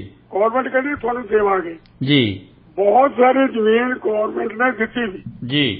ਜਦੋਂ 1975-76 ਆਇਆ ਜੀ, ਐਮਰਜੈਂਸੀ ਲੱਗੀ ਜੀ, ਉਸ ਵੇਲੇ ਸਾਰੀ ਦੀ ਸਾਰੀ ਜ਼ਮੀਨ ਜਿਹੜੀ ਸੈਂਟਰਲ ਗਵਰਨਮੈਂਟ ਨੇ ਸੂਬਿਆਂ ਨੂੰ ਦੇ ਦਿੱਤੀ ਜੀ। ਇਹ ਬਣ ਗਏ ਪ੍ਰੋਵਿੰਸ਼ੀਅਲ ਲੈਂਡ। ਔਰ ਉਦੋਂ ਬਾਅਦ ਤੁਸੀਂ ਆ ਰਿਕਾਰਡ ਕੱਢੋ ਸਰਦਾਰ ਪ੍ਰਕਾਸ਼ ਸਿੰਘ ਬਾਦਲ ਦੇ ਵੇਲੇ ਦਾ ਜੀ, ਕੱਢ ਲਓ 12 ਤੋਂ ਲੈ ਕੇ 7 ਤੋਂ ਲੈ ਕੇ 12 ਵਾਲਾ ਜੀ ਜੀ, 1217 ਵਾਲਾ, ਹਜ਼ਾਰਾਂ ਏਕੜ ਜਿਹੜੇ ਲੋਕ ਜ਼ਮੀਨ ਤੇ ਕਾਬਜ਼ ਸੀਗੇ ਜੀ, ਉਹਨਾਂ ਲੋਕਾਂ ਨੂੰ ਕਿਸੇ ਨੂੰ 20,000 ਪਰ ਏਕੜ, ਕਿਸੇ ਨੂੰ ਜਿੱਦਾਂ ਤੋਂ ਇਲਾਕੇ ਦਾ ਏਰੀਆ ਸੀ, ਜਿਹੜੇ ਜਿਹੜੀਆਂ 12 ਸਾਲ ਦੀਆਂ ਕਿਤਾਬਰੀਆਂ ਸੀ ਜੀ, ਉਹਨਾਂ ਲੋਕਾਂ ਨੂੰ ਜ਼ਮੀਨ ਉਹ ਦੇਤੀ ਮਾਲਕ ਬਣਾਤੀ ਜੀ। ਜਿਨ੍ਹਾਂ ਲੋਕਾਂ ਨੇ ਕਿਤਾਬਰੀਆਂ ਕਰਾਈਆਂ ਨਾ ਸੀ ਜਾਂ ਜਿਨ੍ਹਾਂ ਦੇ 12 ਸਾਲ ਪੂਰੇ ਨਹੀਂ ਬਣਦੇ ਸੀ, ਉਹ ਜ਼ਮੀਨਾਂ ਰਹਿ ਗਈਆਂ। ਇਹ ਪੰਮ ਸਾਹਿਬ ਉਹ ਜ਼ਮੀਨਾਂ ਇਹ ਲੋਕ ਉਹ ਕਾਬਜ਼ ਕਰਕੇ ਬੈਠਿਆ। ਸਕੂਲ ਸਰਕਾਰ ਦਾ ਇਹ ਬਣਦਾ ਜਿਹੜੇ ਲੋਕ ਕਾਬਜ਼ ਆ ਜੀ, ਉਹਨਾਂ ਲੋਕਾਂ ਨੂੰ ਸਰਕਾਰੀ ਰੇਟ ਬਣਾ ਕੇ ਤੇ ਜ਼ਮੀਨ ਗਵਰਨਮੈਂਟ ਅਲਾਟ ਕਰੇ, ਉਹਨਾਂ ਤੋਂ ਪੈਸੇ ਦੇਵੇ ਕਿਸ਼ਤਾਂ ਤੇ ਜੀ। ਬਿਲਕੁਲ ਜਿਵੇਂ ਬਾਦਲ ਸਾਹਿਬ ਨੇ ਕੀਤੀ ਸੀ। ਅੱਗੇ ਆ ਗਈ ਗੱਲ ਮੋਹਾਲੀ ਦੀ ਜੀ। ਜਿਹੜਾ ਕੁਲਦੀਪ ਸਿੰਘ ਜਸਟਰ ਦੀ ਰਿਪੋਰਟ ਆ ਜੀ, ਮੋਹਾਲੀ ਏਰੀਏ ਦੀ ਜੀ ਜੀ, ਉਹ ਜਿਹੜੀ ਜ਼ਮੀਨ ਆ ਉਹ ਜ਼ਿਆਦਾ ਜ਼ਮੀਨ ਹੈਗੀ ਜੰਗਲਾਤ ਦੀ ਜੀ, ਉਹ ਸਰਕਾਰੀ ਜ਼ਮੀਨ ਸੀ ਜੀ। ਉਹ ਤੇ ਲੋਕਾਂ ਨੇ ਕਬਜ਼ੇ ਕੀਤੇ। ਉੱਥੇ ਨਾਲ ਸਰਕਾਰੀ ਜ਼ਮੀਨ ਦੇ ਨਾਲ ਨਾਲ ਲੋਕਾਂ ਦੀਆਂ ਪੰਚਾਇਤਾਂ ਦੀਆਂ ਜ਼ਮੀਨਾਂ ਵੀ ਕਬਜ਼ ਹੋ ਗਈਆਂ। ਉਹਨੂੰ ਸਰਕਾਰ ਜਿਸ ਢੰਗ ਦਾ ਮਰਜ਼ੀ ਛਡਾਵੇ, ਜਿਵੇਂ ਮਰਜ਼ੀ ਕਰੇ। ਔਰ ਮੈਂ ਤੁਹਾਨੂੰ ਇਹ ਵੀ ਦੱਸ ਦਿੰਦਾ ਜੀ, ਔਰ ਇਹ ਹੁਣ ਜਿੱਦਾਂ ਕਹਿੰਦੇ ਆ ਵੀ ਅਸੀਂ ਦੀ ਜ਼ਮੀਨਾਂ ਨੂੰ ਵੇਚਾਂਗੇ, ਇੱਕ ਪਾਸੇ ਤਾਂ ਕਹਿੰਦੇ ਪੰਚਾਇਤੀ ਜ਼ਮੀਨ, ਦੂਜੇ ਪਾਸੇ ਕਹਿੰਦੇ ਵੇਚਾਂਗੇ। ਇਹਨਾਂ ਨੇ ਪੁੱਛਿਆ ਤੁਸੀਂ ਮਾਮੇ ਲੱਗਦੇ ਆ ਪੰਚਾਇਤ ਦੀ ਜ਼ਮੀਨ ਵੇਚਣਗੇ? ਬਿਲਕੁਲ ਬਿਲਕੁਲ। ਅਸਲ ਇਮਾਨਦਾਰੀ ਇਹ ਆ ਵੀ ਜੇ ਜ਼ਮੀਨ ਪੰਚਾਇਤ ਦੀ ਛਡਾਉਣੀ ਆ ਤੇ ਜ਼ਮੀਨ ਪੰਚਾਇਤ ਨੂੰ ਦੇਣ ਬੋਲ ਕੇ ਬਿਲਕੁਲ ਪੰਚਾਇਤ ਕੋਲੇ ਵਾਪਸ ਜਾਣੀ ਚਾਹੀਦੀ ਹੈ। ਇਹ ਤਾਂ ਹੋਈ ਇਮਾਨਦਾਰੀ। ਬਿਲਕੁਲ।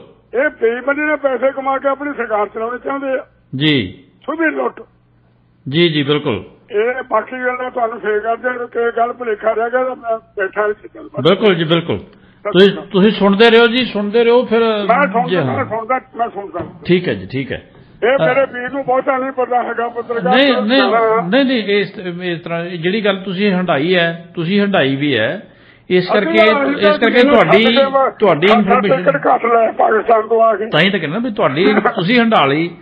ਅਸੀਂ ਜਿਹੜੇ ਹੈ ਅਸੀਂ ਕਾਗਜ਼ਾਂ ਦੇ ਸਿਰ ਤੇ ਹੀ ਤੁਰ ਸਕਦੇ ਹਾਂ। ਜਿਵੇਂ ਸਾਡੇ ਇਹ ਪੱਤਰਕਾਰ ਨੇ, ਮੈਂ ਵੀ ਪੱਤਰਕਾਰ ਹਾਂ, ਅਸੀਂ ਤਾਂ ਸਿਰਫ ਕਾਗਜ਼ਾਂ ਦੇ ਸਿਰ ਤੇ ਹੀ ਅੱਗੇ ਵਧਣਾ ਜੀ। ਪਹਿਲਾਂ 7 ਏਕੜ ਗਵਰਨਮੈਂਟ ਨੇ ਕੱਟ ਲਿਆ ਜੀ, ਫਿਰ ਮਰਬਾ ਬੰਦੀ ਦੀ 2-2 ਏਕੜ 2-2 ਮਾਲੇ ਪਰ ਏਕੜ ਦੇ ਪੰਚਾਇਤੀ ਜ਼ਮੀਨ ਸਾਂਝੀ ਜ਼ਮੀਨ ਰੱਖਣ ਲਈ ਕੱਟ ਲਿਆ ਜੀ। ਤੇ ਹੁਣ ਗਵਰਨਮੈਂਟ ਬਿਲਕੁਲ। ਅਸੀਂ ਜੋਲ ਸਾਹਿਬ ਅਸੀਂ ਤਾਂ ਹੀ ਤੁਹਾਨੂੰ ਬੇਨਤੀ ਕਰਦੇ ਨੇ ਵੀ ਤੁਸੀਂ ਜੁੜ ਕੇ ਜਿਹੜੀ ਤੁਹਾਨੂੰ ਲੱਗਦਾ ਕਿਸੇ ਗੱਲ ਦੇ ਵਿੱਚ ਕਮੀ ਹੈ, ਤੁਹਾਨੂੰ ਜ਼ਿਆਦਾ ਪਤਾ ਹੋ ਸਕਦਾ ਹੈ, ਇਹ 'ਚ ਕੋਈ ਸ਼ੱਕ ਨਹੀਂ ਗਾ, ਤੁਸੀਂ ਜੁੜ ਕੇ ਤਾਂ ਹੀ ਅਸੀਂ ਕਹਿੰਦੇ ਹੁੰਦੇ ਹਾਂ ਵੀ ਤੁਸੀਂ ਆਪਣੀ ਗੱਲ ਰੱਖੋਗੇ ਤਾਂ ਫਿਰ ਗੱਲ ਕਲੀਅਰ ਹੋ ਜੂਗੀ। ਹੁਣ ਜਿਵੇਂ ਤੁਸੀਂ ਆਪਣਾ ਪੱਖ ਰੱਖਿਆ। ਹਾਂਜੀ ਸੁਣਿਓ ਜੀ। ਹਾਂਜੀ ਸਤਿ ਸ਼੍ਰੀ ਅਕਾਲ ਜੀ। ਪ੍ਰੀਤ ਜੀ ਤੁਸੀਂ ਕਿਉਂਕਿ ਕਾਲਰ ਵਿੱਚ ਆਏ ਸੀ, ਕਾਲਰ ਨੇ ਆਪਣੀ ਗੱਲ ਰੱਖੀ ਹੈ, ਤੁਸੀਂ ਉਸ ਸੰਬੰਧ ਦੇ ਵਿੱਚ ਕੁਝ ਕਹਿਣਾ ਚਾਹੁੰਦੇ ਸੀ। ਤੁਸੀਂ ਵੀ ਉਹਨਾਂ ਦੀ ਸਾਰੀ ਗੱਲਬਾਤ ਸੁਣੀ ਹੈ, ਉਹਨਾਂ ਦੇ ਕੁਝ ਸਵਾਲ ਵੀ ਸੀਗੇ, ਉਹਨਾਂ ਦੇ ਜਵਾਬ ਵੀ ਆਪਣੇ ਦੇਣੇ ਬਣਦੇ ਨੇ ਜੀ। ਤੁਸੀਂ ਆਪਣੀ ਗੱਲ ਜਾਰੀ ਰੱਖੋ ਪਲੀਜ਼। ਭੰਗ ਸਾਹਿਬ ਬੜੀ ਮੈਂ ਸਮਝਦਾ ਤੁਹਾਡੇ ਪ੍ਰੋਗਰਾਮ ਦੀ ਸਫਲਤਾ ਵਾ ਜੀ ਵੀ ਕਾਲਰ ਇਹਨੂੰ ਗੰਭੀਰਤਾ ਨਾਲ ਸੁਣਦੇ ਆ ਔਰ ਗੰਭੀਰ ਜਿਹੜੇ ਸੰਵਾਦ ਰਚਾਉਂਦੇ ਨੇ। ਜੀ ਜੀ ਜੀ ਮੈਂ ਨਾ ਪ੍ਰੋਗਰਾਮ ਦੇ ਸ਼ੁਰੂ ਵਿੱਚ ਵੀ ਕਿਹਾ ਸੀ ਵੀ ਜਦੋਂ ਕੋਈ ਵੀ ਚੰਗਾ ਕੰਮ ਕੀਤਾ ਜਾਂਦਾ ਜੀ ਮੰਨ ਲਓ ਅਸੀਂ ਝਾੜੂ ਲਾ ਕੇ ਸਫਾਈ ਕਰਦੇ ਆ ਤਾਂ ਉਹਦੇ ਨਾਲ ਵੀ ਗਰਦ ਉੱਠਦੀ ਆ ਤੇ ਉਹ ਕੋਈ ਨਾ ਕੋਈ ਕਹਿੰਦਾ ਉਹ ਯਾਰ ਠਹਿਰ ਜਾ ਯਾਰ ਕਿਉਂ ਤੂੰ ਘਟੜ ਆਇਆ।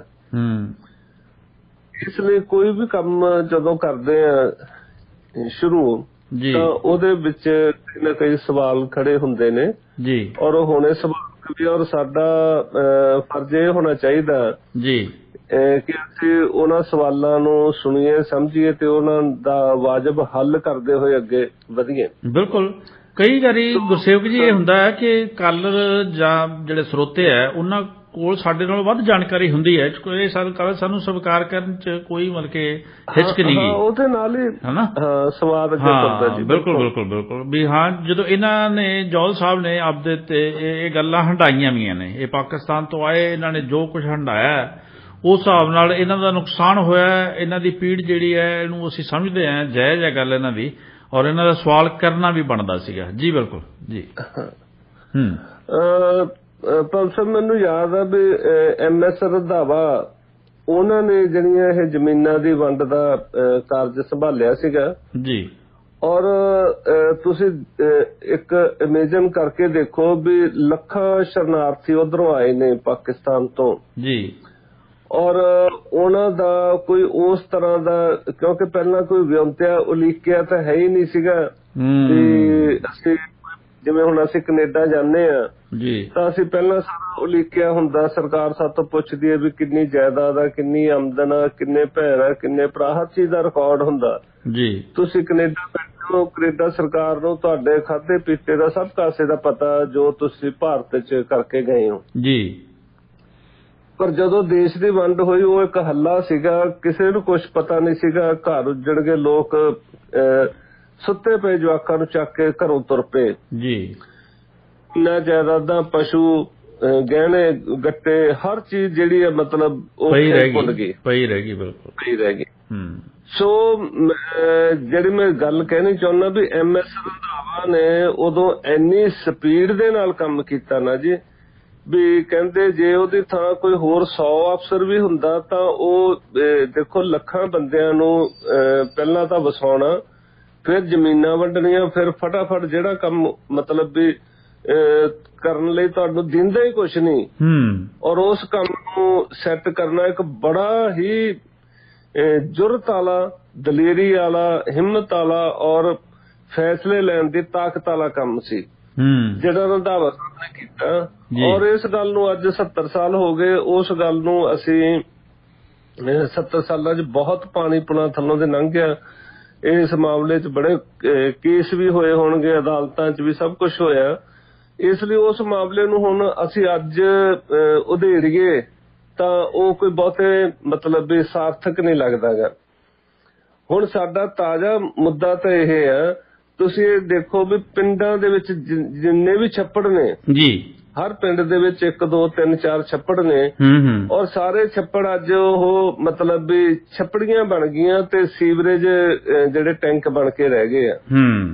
ਛੱਪੜ ਦਾ ਜੇ 2 ਕਿੱਲੇ ਰਕਬਾ ਸੀ ਤਾਂ ਉਹਦੇ ਵਿੱਚੋਂ ਕੋਈ 2 ਕਨਾਲਾਂ ਹੀ ਰਹਿ ਗਿਆ ਬਾਕੀ ਸਾਰਾ ਰਕਬਾ ਨਜਾਇਜ਼ ਕਬਜ਼ਿਆਂ ਹੇਠ ਆ ਗਿਆ ਜੀ। ਜਿਹਦਾ ਘਰ ਨਾਲ ਲੱਗਦਾ ਉਹ ਹੌਲੀ ਹੌਲੀ ਮਗਰ ਨੂੰ ਰੂੜੀ ਸਿੱਟ ਕੇ ਘਰ ਵਧਾਈ ਗਿਆ ਕਿਸੇ ਨੇ ਰੂੜੀਆਂ ਲਾਉਣ ਦੇ ਬਹਾਨੇ ਉੱਥੇ ਮਤਲਬ ਇਹ ਸਾਡੀ ਜਿਹੜੀ ਪ੍ਰਵਿਰਤੀ ਹੈ ਨਾ ਜ਼ਮੀਨ ਨੂੰ ਮਤਲਬ ਵੀ ਆਪਣੀ ਮਾਲਕੀ ਹੇਠ ਲਿਆਉਣ ਦੀ ਇਹ ਮਨੁੱਖ ਦੀ ਪ੍ਰਵਿਰਤੀ ਸ਼ੁਰੂ ਤੋਂ ਰਹੀ ਹੈ ਚਾਹੇ ਘਰ ਦੀ ਹੋਵੇ ਚਾਹੇ ਜ਼ਮੀਨ ਦੀ ਹੋਵੇ ਚਾਹੇ ਰਾਜ ਦੀ ਹੋਵੇ। ਜਿਹਦਾ ਰਾਜ ਹੈ ਉਹ ਕਹਿੰਦਾ ਮੇਰਾ ਇੱਕ ਮੁਲਕ ਤੇ ਰਾਜ ਹੈ ਤਾਂ ਦੋਵਾਂ ਤੇ ਹੋ ਜਾਏ ਦੋਵਾਂ ਤੋਂ ਚਾਰਾਂ ਤੇ ਹੋ ਜਾਏ। ਬਿਲਕੁਲ ਸਾਡੇ ਨਾਲ ਅਸੀਂ ਗੁਰਸੇਵਕ ਜੀ ਜੌਲ ਜੀ ਦੁਆਰਾ ਜੁੜੇ ਨੇ ਕੁਝ ਕਹਿਣਾ ਚਾਹੁੰਦੇ ਨੇ ਜੀ। ਜੀ ਜੀ ਤੁਹਾਡਾ ਸਵਾਗਤ ਹੈ ਜੀ। ਕੰਮ ਸਾਹਿਬ ਦੇਖੋ ਜੀ ਇਸ ਗੱਲ ਦੀ ਕਹਿਣ ਦੀ ਕੋਸ਼ਿਸ਼ ਨਾ ਕਰੋ ਕਿ ਕੰਮ ਜਿਹੜਾ ਅਸੀਂ ਕਹਿੰਦੇ ਉਹ ਗਲਤ ਆ ਜੀ। ਗੁਰਸੇਵਕ ਜੀ ਨੂੰ ਮੈਂ ਬੇਨਤੀ ਕਰਦਾ ਸਾਨੂੰ ਵੀ ਪਤਾ ਵੀ MS ਰੰਧਾਵਾ ਜੀ ਸੀਗੇ ਕੱਲੇ MS ਰੰਧਾਵਾ ਜੀ ਨਹੀਂ ਸੀ, ਉਹਨਾਂ ਦੇ ਨਾਲ ਚੈਨੀ ਕਰਤਾਰ ਸਿੰਘ ਸੀ, ਉਹਨਾਂ ਦੇ ਨਾਲ ਸਰਦਾਰ ਅਜੀਤ ਸਿੰਘ ਨਸਰਾਲਾ ਸੀ, ਜਿਹਨਾਂ ਨੇ ਜ਼ਮੀਨਾਂ ਲਾਸ਼ ਕੀਤੀਆਂ ਜੀ। ਔਰ ਸੁਣੋ ਗੱਲ, ਪਹਿਲਾਂ 1947 ਵਿੱਚ ਜਦ ਲੋਕ ਇੱਧਰ ਆ ਕੇ ਬਹਿ ਗਏ ਜੀ ਤਾਂ ਲੋਕਾਂ ਨੂੰ ਕੱਚੀਆਂ ਅਲਾਟਮੈਂਟਾਂ ਜ਼ਮੀਨਾਂ ਕੀਤੀਆਂ, ਓਦਾਂ ਹੀ ਜਿਹੜਾ ਇਹ ਗੁਰਸੇਵਕ ਜੀ ਕਹਿੰਦੇ ਆ ਜੀ, ਓਦਾਂ ਲੋਕਾਂ ਨੂੰ ਵੇਚੀਆਂ, ਕਿਸੇ ਨੂੰ 20 ਖੇਤ ਦਿੱਤੇ, ਕਿਸੇ ਨੂੰ 10 ਦਿੱਤੇ, ਕਿਸੇ ਨੂੰ 5 ਦਿੱਤੇ, ਜਿੱਦਾਂ ਲੋਕਾਂ ਦਾ ਸੁੱਤਾ ਹੈ ਨਾ, ਉਹ 1947 ਜਾ ਕੇ ਲੋਕਾਂ ਨੇ ਜ਼ਮੀਨਾਂ ਕਰਕੇ ਆ ਕੇ ਵਾਹੁਣ ਲੱਗ ਪਏ ਜੀ। ਔਰ ਉਦੋਂ ਬਾਅਦ 1950 ਵਿੱਚ ਮੇਰੀਆਂ ਡੇਟਾ ਨੋਟ ਕਰਿਓ, ਜੇ ਇੱਕ ਗੱਲ ਵੀ ਗਲਤ ਨਿਕਲਿਆ ਆਵੇ ਨਾ ਥੋੜਾ ਜਵਾਬ ਦੇ ਆ ਜੀ ਜੀ। ਫਿਰ 1950 ਵਿੱਚ ਇੱਧਰਲਾ ਸਾਰਾ ਰੈਵਨਿਊ ਦਾ ਰਿਕਾਰਡ ਪਾਕਿਸਤਾਨ ਭੇਜਿਆ ਗਿਆ ਜੀ। ਪਾਕਿਸਤਾਨ ਦਾ ਸਾਰਾ, ਸਾਡੇ ਮਰਬਿਆਂ ਦਾ ਸਾਰਾ ਰਿਕਾਰਡ ਪਾਕਿਸਤਾਨ ਦਾ ਇੱਧਰਲੇ ਪਾਸੇ ਆਇਆ ਜੀ। ਉਹ ਆ ਕੇ ਸਾਡੀਆਂ ਉਹਨਾਂ ਜ਼ਮੀਨਾਂ ਦੇ ਨੰਬਰਾਂ ਦੇ ਮੁਤਾਬਕ, ਚੱਕਾਂ ਦੇ ਮੁਤਾਬਕ 1950 ਵਿੱਚ ਸਾਡੀ ਦੁਬਾਰਾ ਅਲਾਟਮੈਂਟ ਹੋਈ, ਜਿਹਨੂੰ ਪੱਕੀ ਅਲਾਟਮੈਂਟ ਕਿਹਾ ਗਿਆ ਜੀ। ਜਿਵੇਂ ਅਸੀਂ ਇੱਕ ਪਿੰਡ ਅਪਰੇ ਕੋਲ ਪਿੰਡ ਮਸਾਣੀ ਬੈਠੇ ਸੀ ਜੀ, ਉੱਥੇ ਸਾਡੀ ਕੱਚੀ ਅਲਾਟਮੈਂਟ ਸੀ ਜੀ। ਉਸ ਤੋਂ ਬਾਅਦ ਮੁੜ ਕੇ ਸਾਡੀ ਪੱਕੀ ਅਲਾਟਮੈਂਟ ਹੋਰ ਪਿੰਡ ਪੈ ਗਈ ਜੀ। ਉਹ ਪੱਕੀ ਅਲਾਟ ਹੁਣ ਤੱਕ ਉੱਥੇ ਬੈਠੇ, ਉਹ ਜ਼ਮੀਨ ਪੱਕੀ ਆ ਜੀ। ਇਹ ਅੰਦਾਜ਼ੇ ਨਾਲ ਰੰਧਾਵਾ ਸਾਹਿਬ ਨੇ ਜ਼ਮੀਨ ਨਹੀਂ ਵੰਡੀ ਜੀ, ਇਹ ਜ਼ਮੀਨ ਸਾਡੀ ਪਾਕਿਸਤਾਨ ਤੋਂ ਰਿਕਾਰਡ ਮੰਗਾ ਕੇ ਸਾਰੇ ਦਾ ਸਾਰਾ, ਜਿੱਦਾਂ ਕੈਦੀਆਂ ਦਾ ਰਿਕਾਰਡ ਮੰਗਾਇਆ ਗਿਆ, ਉਧਰਲੇ ਕੈਦੀ ਇੱਧਰ ਲੈਂਦੇ ਗਏ, ਇੱਧਰ ਉਧਰ ਲੈਂਦੇ ਗਏ, ਏਦਾਂ ਨਹੀਂ ਹੋਏ ਵੀ ਕੈਦੀ ਛੱਡ ਦਿੱਤੇ ਜੇਲ੍ਹਾਂ ਚੋਂ ਨੱਠ ਗਏ, ਉਧਰ ਜਿਹੜੇ ਕੈਦੀ ਸੀ ਇੱਧਰ ਆ ਕੇ ਉਹਨਾਂ ਲੋਕਾਂ ਨੇ ਕੈਦਾਂ ਕੱਟੀਆਂ ਜੇਲ੍ਹਾਂ ਵਿੱਚ। ਇਹ ਐਵੇਂ ਗੱਲ ਨਹੀਂ ਹੋਈ, ਰਿਕਾਰਡ ਉਧਰੋਂ ਆ ਕੇ ਜਿੰਨੀ ਸਾਡੇ ਜ਼ਮੀਨ ਸੀ ਉਸ ਵਾਰ ਜ਼ਮੀਨ ਮਿਲੀ ਹੈ। ਜੇ ਕਿਸੇ 5 ਮਰਬੇ ਸੀ ਉਹਦੇ ਨਾਲ ਕੱਟ ਲੱਗ ਕੇ ਮਿਲੀ, ਜਿਹਦਾ ਇੱਕ ਸੀ, ਜਿਹੜਾ ਅੱਡਾ ਸੀ, ਜਿਹਦੇ 4 ਕੇ ਸੀ, ਜਿਹਦੀ ਨਹੀਂ ਸੀ। ਜੌਲ ਸਾਹਿਬ ਮੇਰੀ ਬੇਨਤੀ ਇਹੀ ਹੈ ਵੀ ਉਹ ਜਿਹੜਾ ਮਸਲਾ ਹੱਲ ਹੋ ਗਿਆ ਔਰ ਉਹ ਮਸਲੇ ਹੱਲ ਹੋਏ ਨੂੰ 7 ਦਹਾਕੇ ਟੱਪ ਚੁੱਕੇ ਨੇ। ਜਿਹੜੀ ਉਹ ਜ਼ਮੀਨ ਬਚੀ ਪਈ ਆ ਉਹ ਸੈਂਟਰ ਕੌਮ ਦੀ ਜ਼ਮੀਨ ਲੋਕਾਂ ਨੇ ਆਬਾਦ ਕੀਤੀ ਆ। ਜਦੋਂ ਤਾਂ ਮੋਦੀ ਸਾਹਿਬ ਗੁਜਰਾਤ ਦੀ ਗੱਲ ਕਰਦਾ, ਫੇਰ ਤਾਂ ਭਗਵੰਤ ਮਾਨ ਹੁਣੇ ਪਿੱਟਦੇ ਆ ਵੀ ਤੁਸੀਂ ਪੰਜਾਬ ਦੇ ਸਿੱਖਾਂ ਨੂੰ ਉਜਾੜਦੇ ਆ। ਜੇ ਕੋਈ ਚੂਬੀ ਚੋਂ ਉਜਾੜਦੇ ਆ, ਪਿੱਟਦੇ ਪੰਜਾਬ ਦੇ ਲੋਕ ਚੂਬੀ ਤੋਂ ਉਜਾੜਦੇ ਆ। ਉਹਨੇ ਲੋਕਾਂ ਨੇ ਜ਼ਮੀਨ ਆਬਾਦ ਕੀਤੀ ਆ, ਤੇ ਹੁਣ ਪੰਜਾਬ ਦੇ ਲੋਕਾਂ ਨੇ ਜਿਹੜੀ ਆਬਾਦ ਜ਼ਮੀਨ ਕੀਤੀ ਉਹਨਾਂ ਨੂੰ ਕਿਉਂ ਨਹੀਂ ਦਿੰਦੇ? ਜੌਲ ਸਾਹਿਬ ਮੈਂ ਤੁਹਾਨੂੰ ਇੱਕ ਸਵਾਲ ਕਰਨਾ ਜੀ, ਬੈਠੇ ਉਹਨਾਂ ਲੋਕਾਂ ਨੂੰ ਜ਼ਮੀਨ ਦਿਓ। ਜੌਲ ਸਾਹਿਬ ਆਪਾਂ ਸੁਣੀਏ ਜੀ, ਗੁਰਸੇਵਕ ਜੀ ਕਹਿ ਰਹੇ ਕੁਝ, ਜਿਹੜੇ ਵੀਰਾਂ ਕੇ ਲੋਕਾਂ ਨੇ ਲੀਡਰਾਂ ਨੇ ਕਬਜ਼ਾ ਕੀਤੇ ਉਹਨੂੰ ਦੇਖ ਦਿਓ। ਬਿਲਕੁਲ ਜੀ ਗੁਰਸੇਵਕ ਜੀ।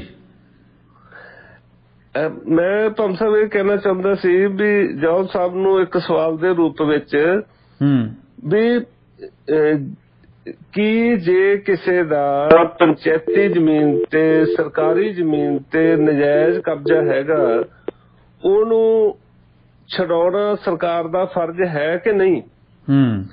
ਜੇ ਉਹ ਫਰਜ਼ ਹੈਗਾ ਤਾਂ ਅੱਜ ਤੋਂ ਪਹਿਲਾਂ ਕਿਸੇ ਸਰਕਾਰ ਨੇ ਉਹ ਫਰਜ਼ ਨਹੀਂ ਨਿਭਾਇਆ, ਤੇ ਜੇ ਅੱਜ ਸਰਕਾਰ ਨਿਭਾ ਰਹੀ ਆ ਤਾਂ ਸਾਨੂੰ ਇਹ ਤਾਂ ਜ਼ਰੂਰ ਕਹਿਣਾ ਚਾਹੀਦਾ ਨਾ ਕਿ ਇਹ ਠੀਕ ਕਰ ਰਹੀ ਹੈ ਭਾਈ। ਜੇ ਨਜਾਇਜ਼ ਕਬਜ਼ਾ ਉਹ ਹਟਾਓ, ਜਿਹੜਾ ਕਿਸੇ ਦਾ ਜਾਇਜ਼ ਕਬਜ਼ਾ ਉਹ ਨਾ ਹਟਾਓ। ਬਿਲਕੁਲ ਨਹੀਂ, ਇਹਨਾਂ ਦੀ ਦੇਖੋ ਪ੍ਰੀਤ ਜੀ, ਇਹਨਾਂ ਦੀ ਗੱਲ ਜਿਹੜੀ ਜੌਲ ਸਾਹਿਬ ਕਹਿ ਰਹੇ ਸੀਗੇ, ਉਹ ਕਹਿੰਦੇ ਸੀ ਵੀ ਜਿਹੜੇ ਹੁਣ ਇੰਨੇ ਨੇ 30-40 ਸਾਲ ਦੇ ਬੈਠੇ ਆ ਵੀ ਉਹਨਾਂ ਨੂੰ ਤੁਸੀਂ ਜ਼ਮੀਨ, ਉਹ ਕਹਿੰਦੇ ਵੀ ਕਿਸ਼ਤਾਂ ਤੇ ਉਹਨਾਂ ਨੂੰ ਅਲਾਟ ਕਰ ਦਿਓ ਤੁਸੀਂ, ਵੀ ਇਹ ਕਹਿ ਦਿਓ ਵੀ ਇੰਨਾ ਆਹ ਦਾ ਰੇਟ ਹੋਊਗਾ, ਇੰਨੀ ਤੁਹਾਡੀ ਕਿਸ਼ਤ ਹੋਊਗੀ, ਔਰ ਇਹ ਅੱਜ ਤੋਂ ਬਾਅਦ ਤੁਹਾਡੀ ਜ਼ਮੀਨ ਜਿਹੜੀ ਹੈ ਜਦੋਂ ਤੁਹਾਡੀ ਕਿਸ਼ਤਾਂ ਪੂਰੀਆਂ ਹੋ ਜਾਣਗੀਆਂ ਤੁਹਾਡੇ ਨਾਂ ਤੇ ਹੋ ਜਾਊਗੀ।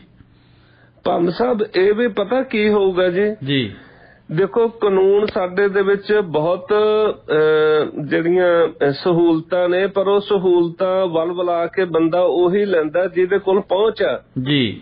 ਜਦੋਂ ਇਹ ਜ਼ਮੀਨ ਅਲਾਟ ਕਰਨ ਦੀ ਜਾਂ ਕਿਸ਼ਤਾਂ ਤੇ ਦੇਣ ਦੀ ਗੱਲ ਆਈ ਜੀ, ਤਾਂ ਕਿਸੇ ਕਿਸਾਨ ਕੋਲ ਜਿਹਦੇ ਕੋਲ ਆਪਦੀ ਜ਼ਮੀਨ ਹੈ ਨਹੀਂ, ਉਹ ਮਤਲਬ ਕਬਜ਼ੇ ਦੀ ਜ਼ਮੀਨ ਵਾਹ ਰਿਹਾ ਜੀ, ਉਹ ਕੱਲ ਨੂੰ 20 ਲੱਖ ਦਾ ਕਿੱਲਾ, 10 ਲੱਖ ਦਾ ਕਿੱਲਾ ਕਿੱਥੋਂ ਖਰੀਦ ਕਰ ਲੂਗਾ ਜੀ? ਉਹ ਫਿਰ ਉਹੀ ਲੋਕ ਖਰੀਦ ਕਰਨਗੇ ਜਿਹੜੇ ਪੈਸੇ ਵਾਲੇ ਆ ਜੀ। ਅੱਜ ਤਾਂ ਉਹ ਜ਼ਮੀਨ ਚਲੋ ਕਿਸੇ ਤਰੀਕੇ ਨਾਲ ਵਾਹ ਰਿਹਾ, ਕੱਲ ਨੂੰ ਜਦੋਂ ਜ਼ਿਮੀਂਦਾਰ ਦੀ ਪੱਕੀ ਮਾਲਕੀ ਬਣ ਗਈ ਸਰਦਾਰ ਦੀ, ਫਿਰ ਤਾਂ ਉਹਨੂੰ ਕਿਸੇ ਨੇ ਵੜਨ ਵੀ ਨਹੀਂ ਦੇਣਾ। ਦੂਜੇ ਨੰਬਰ ਤੇ ਸ਼ਾਮਲਾਤ ਜ਼ਮੀਨ ਦੇ ਵਿੱਚ ਤੀਜਾ ਹਿੱਸਾ ਜਿਹੜਾ ਦਲਿਤ ਵਰਗ ਨੂੰ ਦੇਣਾ ਹੁੰਦਾ ਵਾਹੀ ਵਾਸਤੇ ਜੀ। ਹੁਣ ਸਾਡੇ ਕੀ ਹੁੰਦਾ ਕਿ ਜਿਹੜਾ ਕੋਈ ਸਰਮਾਏਦਾਰ ਆ ਉਹ ਆਪਦੇ ਸੀਰੀ ਦੇ ਨਾਂ ਤੇ ਉਹ ਜ਼ਮੀਨ ਲੈ ਲੈਂਦਾ ਬੋਲੀ ਦੇ ਕੇ, ਉਹਦਾ ਆਪ ਆ। ਹੁਣ ਕਾਗਜ਼ਾਂ ਦੇ ਵਿੱਚ ਤਾਂ ਸਰਕਾਰ ਇਹ ਕਹਿੰਦੀ ਹੈ ਵੇਖੋ ਜੀ ਤੀਜਾ ਹਿੱਸਾ ਜ਼ਮੀਨ ਅਸੀਂ ਦਿੰਨੇ ਆ ਸ਼ਡਿਊਲ ਕਾਸਟਾਂ ਨੂੰ ਵੀ ਭਾਈ ਉਹ ਵੀ ਖੇਤੀਬਾੜੀ ਕਰਨ ਤੇ ਆਪਦਾ ਗੁਜ਼ਾਰਾ ਕਰਨ, ਪਰ ਉਹ ਗੁਜ਼ਾਰਾ ਕਰਦਾ ਸਰਮਾਏਦਾਰੀ ਆ। ਸੋ ਸਾਡੇ ਲੋਕ ਵੀ ਇੰਨੇ ਸੁਹਿਰਦ ਨਹੀਂ ਨਾ ਕਿ ਜੋ ਸਰਕਾਰ ਕਵੇ ਜਾਂ ਕਾਨੂੰਨ ਕਵੇ ਉਹਦੇ ਮੁਤਾਬਕ ਚੱਲਣ। ਜਿੱਥੋਂ ਤੱਕ ਜੌਹਲ ਸਾਹਿਬ ਨੇ ਗੱਲ ਕੀਤੀ ਵੀ ਉਹ ਜ਼ਮੀਨਾਂ ਵੇਚ ਦੇਣਗੇ, ਐਂ ਕਰ ਦੇਣਗੇ, ਇਹ ਦੇਖੋ ਕੋਈ ਜੰਗਲ ਰਾਜ ਨਹੀਂ ਗਾ। ਜੇ ਜ਼ਮੀਨਾਂ ਵੇਚਣਗੇ ਤਾਂ ਸਰਕਾਰ ਇੱਥੇ ਸਦਾ ਨਹੀਂ ਕਿਸੇ ਦੀ ਰਹੀ ਤੇ ਨਾ ਰਹਿਣੀ ਆ ਜੀ। ਦੂਜੇ ਨੰਬਰ ਤੇ ਜਿਹੜੀ ਸਰਕਾਰ ਨੇ ਹੁਣ ਤੱਕ ਪ੍ਰੋਵੀਜ਼ਨ ਕੀਤੀ ਹੈ ਪਾਲਿਸੀ ਨੇ ਜੀ, ਉਹ ਚ ਇਹ ਹੈ ਵੀ ਜਿਹੜਾ ਕਮਰਸ਼ੀਅਲ ਰਕਬਾ ਜੀ, ਜਿਹੜਾ ਪਿੰਡਾਂ ਦੇ ਵਿੱਚ ਸ਼ਹਿਰਾਂ ਦੇ ਵਿੱਚ ਕਮਰਸ਼ੀਅਲ ਹੋ ਸਕਦਾ, ਜਿੱਥੇ ਜਾਂ ਤਾਂ ਕੋਈ ਦੁਕਾਨਾਂ ਕੱਟੀਆਂ ਜਾ ਸਕਦੀਆਂ ਜਾਂ ਕਲੋਨੀ ਉਸਾਰੀ ਜਾ ਸਕਦੀ ਹੈ ਜੀ, ਉਹਨੂੰ ਤਾਂ ਉਸ ਰੂਪ ਚ ਡਿਵੈਲਪ ਕਰਨਗੇ। ਜਿਹੜਾ ਵਾਹੀ ਵਾਲਾ ਰਕਬਾ ਉਹ ਵਾਹੀ ਯੋਗ ਹੀ ਰਹੂਗਾ। ਇਹ ਨਹੀਂ ਵੀ ਹੁਣ ਜਿਹੜੀ ਪੰਚਾਇਤ ਦੀ ਸਾਰੀ ਵੇਚ ਦੂ, ਜਿਸ ਤਰ੍ਹਾਂ ਬਾਦਲ ਸਰਕਾਰ ਨੇ ਸਾਡੇ ਜਿਹੜੇ ਨਹਿਰੀ ਵਿਭਾਗ ਦੇ ਰੈਸਟ ਹਾਊਸ ਸੀਗੇ ਹੋਰ ਸੀਗੇ ਉਹ ਸਾਰੇ ਵੇਚਦੇ ਸੀਗੇ। ਉਹ ਗੱਲ ਨੂੰ ਅਸੀਂ ਗਲਤ ਕਵਾਂਗੇ ਵੀ ਜਿਹੜੀ ਇੱਕ ਜਾਇਦਾਦ ਆ ਉਹ ਵੇਚ ਕੇ ਉਹਦੇ ਪੈਸੇ ਖਾ ਲਏ ਤਾਂ ਉਹ ਤੁਸੀਂ ਆਪਦੇ ਪਿਓ ਦਾਦੇ ਦਾ ਕਮਾਇਆ ਹੋਇਆ ਧਨ ਬੇਕਾਰ ਕਰਤਾ। ਉਹ ਚਾਹੇ ਸਰਕਾਰ ਹੋਵੇ ਚਾਹੇ ਨਿੱਜੀ ਰੂਪ ਚ ਅਸੀਂ ਆਪ ਹੋਈਏ। ਤਾਂ ਮੈਂ ਇਹ ਸਮਝਦਾ ਕਿ ਜੇ ਤਾਂ ਸਰਕਾਰ ਇਸ ਤਰ੍ਹਾਂ ਖੇਤੀਬਾੜੀ ਵਾਲੀਆਂ ਜ਼ਮੀਨਾਂ ਵੇਚੂ ਤਾਂ ਉਹ ਮਾੜੀ ਗੱਲ ਆ, ਉਹਦੇ ਖਿਲਾਫ ਅਸੀਂ ਸਾਰੇ ਆਵਾਜ਼ ਉਠਾਵਾਂਗੇ। ਪਰ ਹੁਣ ਤੱਕ ਸਰਕਾਰ ਦਾ ਇਹੀ ਆ ਵੀ ਅਸੀਂ ਸ਼ਹਿਰੀ ਰਕਬਾ ਤੇ ਕਲੋਨੀਆਂ ਵਾਲਾ ਰਕਬਾ ਉਹੀ ਵੇਚਾਂਗੇ, ਉਹ ਵੇਚ ਕੇ ਜਿਹੜੇ ਪੈਸੇ ਆਉਣਗੇ ਉਹਨੂੰ ਡਿਵੈਲਪਮੈਂਟ ਤੇ ਲਾਵਾਂਗੇ। ਸੋ ਦੇਖੋ ਇੱਕ ਪਿਛਲੇ ਸਮੇਂ ਚ ਕਾਂਗਰਸ ਸਰਕਾਰ ਨੇ ਪਿਛਲੇ 2 ਮਹੀਨਿਆਂ ਦੇ ਆਪਦੇ ਰਾਜ ਚ ਰਾਜਾ ਵਿਰੰਗ ਨੇ ਟਰਾਂਸਪੋਰਟ ਸੰਬੰਧੀ ਕੰਮ ਕੀਤਾ ਸੀਗਾ। ਅਸੀਂ ਕਹਿੰਦੇ ਆ ਵੀ ਉਹਨੇ ਬਹੁਤ ਦਲੇਰੀ ਵਾਲਾ ਕੰਮ ਕੀਤਾ। ਜਿਹੜਾ ਕੰਮ 20 ਸਾਲਾਂ 'ਚ 30 ਸਾਲਾਂ 'ਚ ਨਹੀਂ ਕੋਈ ਕਰ ਸਕਿਆ, ਇੱਕ ਬੰਦਾ ਉਹਦੀ ਸ਼ੁਰੂਆਤ ਕਰਦਾ, ਉਹਦੇ ਵਿੱਚ ਕੁਝ ਹੋ ਸਕਦਾ ਵੀ ਜਦੋਂ ਤੁਸੀਂ ਕੰਮ ਸ਼ੁਰੂ ਕਰਦੇ ਹੋ ਕੁਝ ਉਹ 'ਚ ਉਬੜ ਖਾਬੜ ਧੱਕੇ ਮੁੱਕੀ ਵੀ ਹੋਵੇ, ਪਰ ਹੌਲੀ ਹੌਲੀ ਤੇ ਗੱਡੀ ਚੱਲ ਪੈਂਦੀ ਹੈ। ਬਿਲਕੁਲ ਅਸੀਂ ਨਾ ਕਰਾਂਗੇ ਫਿਰ ਹੋਊ ਕਿਵੇਂ ਹੱਲ। ਬਿਲਕੁਲ ਤੁਸੀਂ ਦੇਖੋ ਸਾਡਾ ਹੁਣ ਆਪਾਂ ਮੁਕਤਸਰ ਦੀ ਜੇ ਗੱਲ ਕਰੀਏ ਜੀ, ਮੁਕਤਸਰ ਦੇ ਵਿੱਚ ਸਾਡੇ ਦੁਸਹਿਰਾ ਗਰਾਊਂਡ ਹੁੰਦਾ ਸੀਗਾ ਜੀ, ਉਹ ਬੜਾ ਵੱਡਾ ਛੱਪੜ ਹੁੰਦਾ ਸੀ ਔਰ ਉਹ ਛੱਪੜ ਦੇ ਆਸੇ ਪਾਸੇ ਸ਼ਹਿਰੀ ਆਬਾਦੀ ਸੀ ਜੀ, ਔਰ ਉਹ ਆਬਾਦੀ ਨੇ ਛੱਪੜ ਤੇ ਹਰ ਸਾਲ 5 ਫੁੱਟ ਕਬਜ਼ਾ ਕਰ ਲੈਂਦਾ ਸੀ ਹਰੇਕ ਘਰ। ਅਖੀਰ ਤੇ ਸਾਡੇ ਉਹ ਇੱਕ ਡੀਸੀ ਸਾਹਿਬ ਆਏ, ਉਹਨਾਂ ਨੇ ਫਿਰ ਉਹ ਮਗਰਲੇ ਪਾਸੇ ਇੱਕ ਗਲੀ ਬਣਾ ਕੇ ਉਹਨਾਂ ਦੀ ਪੱਕੀ ਹੱਦਬੰਦੀ ਕਰਤੀ ਵੀ ਹੁਣ ਇਦੋਂ ਗਾਂ ਨਾ ਵਧਣ। ਕੋਈ ਵੀ ਬੰਦਾ ਜਿਹੜਾ ਗੁੰਜਾਇਸ਼ ਨਹੀਂ ਛੱਡਦਾ ਜਿੰਨਾ ਚਿਰ ਉੱਥੇ ਇੱਕ ਲੀਕ ਨਾ ਵਾਹੀ ਜਾਵੇ ਕਿ ਆਹ ਚੀਜ਼ ਸਰਕਾਰ ਦੀ ਹੈ ਤੇ ਆਹ ਪਬਲਿਕ ਦੀ ਹੈ। ਬਿਲਕੁਲ ਪ੍ਰੀਤ ਜੀ, ਤੁਸੀਂ ਕੁਝ ਦੱਸ ਰਹੇ ਸੀ ਕਿ ਮੁਕਤਸਰ ਦੇ ਵਿੱਚ ਕਬਜ਼ਿਆਂ ਦੇ ਬਾਰੇ ਗੱਲ ਚੱਲ ਰਹੀ ਸੀ, ਪਲੀਜ਼ ਆਪਣੀ ਗੱਲ ਨੂੰ ਪੂਰਾ ਕਰਿਓ ਜੀ। ਉਦਾਹਰਨ ਦੇ ਰੂਪ ਵਿੱਚ ਦੱਸ ਰਹੇ ਸੀ ਜੀ ਕਿ ਜਦੋਂ ਵੀ ਮੌਕਾ ਮਿਲਦਾ ਕਿਸੇ ਆਦਮੀ ਨੂੰ ਜੀ ਤਾਂ ਉਹ ਆਪਣਾ ਲਾਲਚ ਜਾਂ ਆਪਦਾ ਫਾਇਦਾ ਲੈਣ ਤੋਂ ਪਿੱਛੇ ਨਹੀਂ ਹਟਦਾ। ਸਾਡੇ ਸ਼ਹਿਰ 'ਚ ਇੱਕ ਸ਼ਹਿਰੀ ਆਬਾਦੀ ਦੇ ਵਿੱਚ ਸਾਡੇ ਮਤਲਬ ਦੁਸਹਿਰਾ ਗਰਾਊਂਡ ਵੱਜਦਾ ਸੀ, ਉੱਥੇ ਛੱਪੜ ਬਹੁਤ ਵੱਡੇ ਸੀ 2 ਜੀ, ਔਰ ਉਹ ਛੱਪੜਾਂ ਤੇ ਆਸੇ ਪਾਸੇ ਦੇ ਘਰਾਂ ਵਾਲੇ ਹਰ ਸਾਲ 2, 4, 5 ਫੁੱਟ ਬਿਲਕੁਲ ਜਿਵੇਂ ਦੱਸਿਆ ਤੁਸੀਂ ਪਹਿਲਾਂ ਵੀ ਦੱਸਿਆ ਕਬਜ਼ੇ ਕਰਦੇ ਸੀ। ਇਸੇ ਤਰ੍ਹਾਂ ਕੋਟਲੀ ਰੋਡ ਤੇ ਇੱਕ ਛੱਪੜ ਸੀ, ਉਹ ਪੂਰਾ ਹੀ ਛੱਪੜ ਪੂਰ ਕੇ ਹੁਣ ਉੱਥੇ ਕਲੋਨੀ ਹੀ ਬਣਾਤੀ ਹੈ ਜੀ। ਜੀ ਸੋ ਕਹਿਣ ਦਾ ਭਾਵ ਇਹ ਹੈ ਕਿ ਜਿਵੇਂ ਜੌਹਲ ਸਾਹਿਬ ਕਹਿੰਦੇ ਸੀ ਵੀ ਸਰਕਾਰ ਇਸ ਤਰ੍ਹਾਂ ਕਰੇ, ਤਾਂ ਮੈਂ ਜਵਾਬ ਦੇ ਰਿਹਾ ਸੀ ਵੀ ਲੋਕ ਵੀ ਕੋਈ ਕਸਰ ਨਹੀਂ ਛੱਡਦੇ, ਅਕਸਰ ਪਹਿਲ ਕਰਨੀ ਪੈਣੀ ਹੈ। ਜੇ ਸ਼ੁਰੂਆਤੀ ਦੌਰ 'ਚ ਦੇਖੋ ਜਿਹੜਾ ਨਾ ਸਾਡੇ ਸੜਕਾਂ ਤੇ ਅਸੀਂ ਆਮ ਹੀ ਦੇਖਿਆ ਹੁੰਦਾ, ਉਹ ਗੱਲਾਂ ਚੋਂ ਗੱਲ ਨਿਕਲ ਆਉਂਦੀ ਹੈ ਕਿ ਪਹਿਲਾਂ ਉਹ ਜੰਡ ਜਾਂ ਪਿੱਪਲ ਦੇ ਕਿਸੇ ਦਰਖਤ ਕੋਲੇ 2-4 ਇੱਟਾਂ ਰੱਖ ਕੇ ਉਹ ਮੱਥਾ ਟੇਕਣਾ ਸ਼ੁਰੂ ਕਰ ਦਿੰਦੇ ਆ। ਫਿਰ ਹੌਲੀ ਹੌਲੀ ਉੱਥੇ ਕਮਰਾ ਬਣ ਜਾਂਦਾ, ਮੰਦਿਰ ਬਣ ਜਾਂਦਾ, ਤੇ ਫਿਰ ਉਹ ਸੜਕ ਦੀ ਜਿਹੜੀ ਆ ਸਾਰੀ ਜਗ੍ਹਾ ਖਤਮ ਹੋ ਜਾਂਦੀ, ਖੜੀ ਕਰ ਲਈ। ਬਿਲਕੁਲ ਹਾਂ। ਜੇ ਉਹ ਪਹਿਲੇ ਦਿਨ ਹੀ ਜਦੋਂ 2 ਇੱਟਾਂ ਰੱਖੀਆਂ ਸੀ ਉਦੋਂ ਹੀ ਸਰਕਾਰ ਕਹਿੰਦੀ ਵੀ ਭਾਈ ਇਹ ਸਰਕਾਰੀ ਜਗ੍ਹਾ, ਇਹ ਕੁਦਰਤੀ ਦਰਖਤ ਹੈ, ਤੁਸੀਂ ਜੇ ਕੋਈ ਮੰਦਿਰ ਆਪਦਾ ਬਣਾਉਣਾ, ਕੋਈ ਹੋਰ ਬਣਾਉਣਾ, ਭਾਈ ਸਾਈਡ ਤੇ ਬਣਾਓ ਆਪਦੀ ਜਗ੍ਹਾ 'ਚ, ਤਾਂ ਉਹ ਗੱਲ ਵੱਧਦੀ ਨਹੀਂ। ਜਦੋਂ 20 ਸਾਲਾਂ ਬਾਅਦ ਉਹਨੂੰ ਛੇੜਨ ਦੀ ਗੱਲ ਆਉਂਦੀ ਹੈ ਤੇ ਫਿਰ ਇਹ ਸਵਾਲ ਉੱਠਦਾ ਵੀ ਇਹਨੂੰ ਤਾਂ 20 ਸਾਲ ਹੋ ਗਏ ਬਣੇ ਨੂੰ ਜੀ। ਤਾਂ ਉਹ ਜੇ ਅਸੀਂ ਕਿਸੇ ਨਜਾਇਜ਼ ਕਬਜ਼ੇ ਨੂੰ ਇਸ ਕਰਕੇ ਜਾਇਜ਼ ਨਹੀਂ ਠਹਿਰਾ ਸਕਦੇ ਕਿ ਉਹ 20 ਸਾਲ ਦਾ ਜਾਂ 30 ਸਾਲ ਦਾ ਜੀ। ਇਹ ਸਰਕਾਰਾਂ ਦੀ ਉਸ ਸਮੇਂ ਦੀਆਂ ਸਰਕਾਰਾਂ ਦੀ ਨਾਕਾਮੀ ਆ, ਫੇਲੀਅਰ ਆ, ਜਿਨ੍ਹਾਂ ਨੇ ਉਦੋਂ ਪਹਿਲੇ ਦਿਨ ਹੀ ਇਹ ਕਬਜ਼ਾ ਹੋਣ ਦਿੱਤਾ। ਹਾਂ ਬਿਲਕੁਲ। ਹਾਂਜੀ। ਤਾਂ ਇਸ ਕਰਕੇ ਅੱਛਾ ਇੱਕ ਹੋਰ ਮੈਂ ਗੱਲ ਭਾਮ ਸਾਹਿਬ ਦੇਖਦਾ ਹੁੰਨਾ ਵੀ ਜਿਹੜੀ ਨਜਾਇਜ਼ ਕਬਜ਼ੇ ਵਾਲੀ ਜਗ੍ਹਾ ਬਣਾ ਜੀ, ਉਸ ਤੇ ਤੁਸੀਂ ਉਸ ਤਰੀਕੇ ਨਾਲ ਡਿਵੈਲਪਮੈਂਟ ਨਹੀਂ ਕਰ ਸਕਦੇ ਜਿਸ ਨਾਲ ਆਪਦੀ ਮਾਲਕੀ ਵਾਲੀ ਜਗ੍ਹਾ ਤੇ ਕਰਨੀ ਹੁੰਦੀ ਹੈ।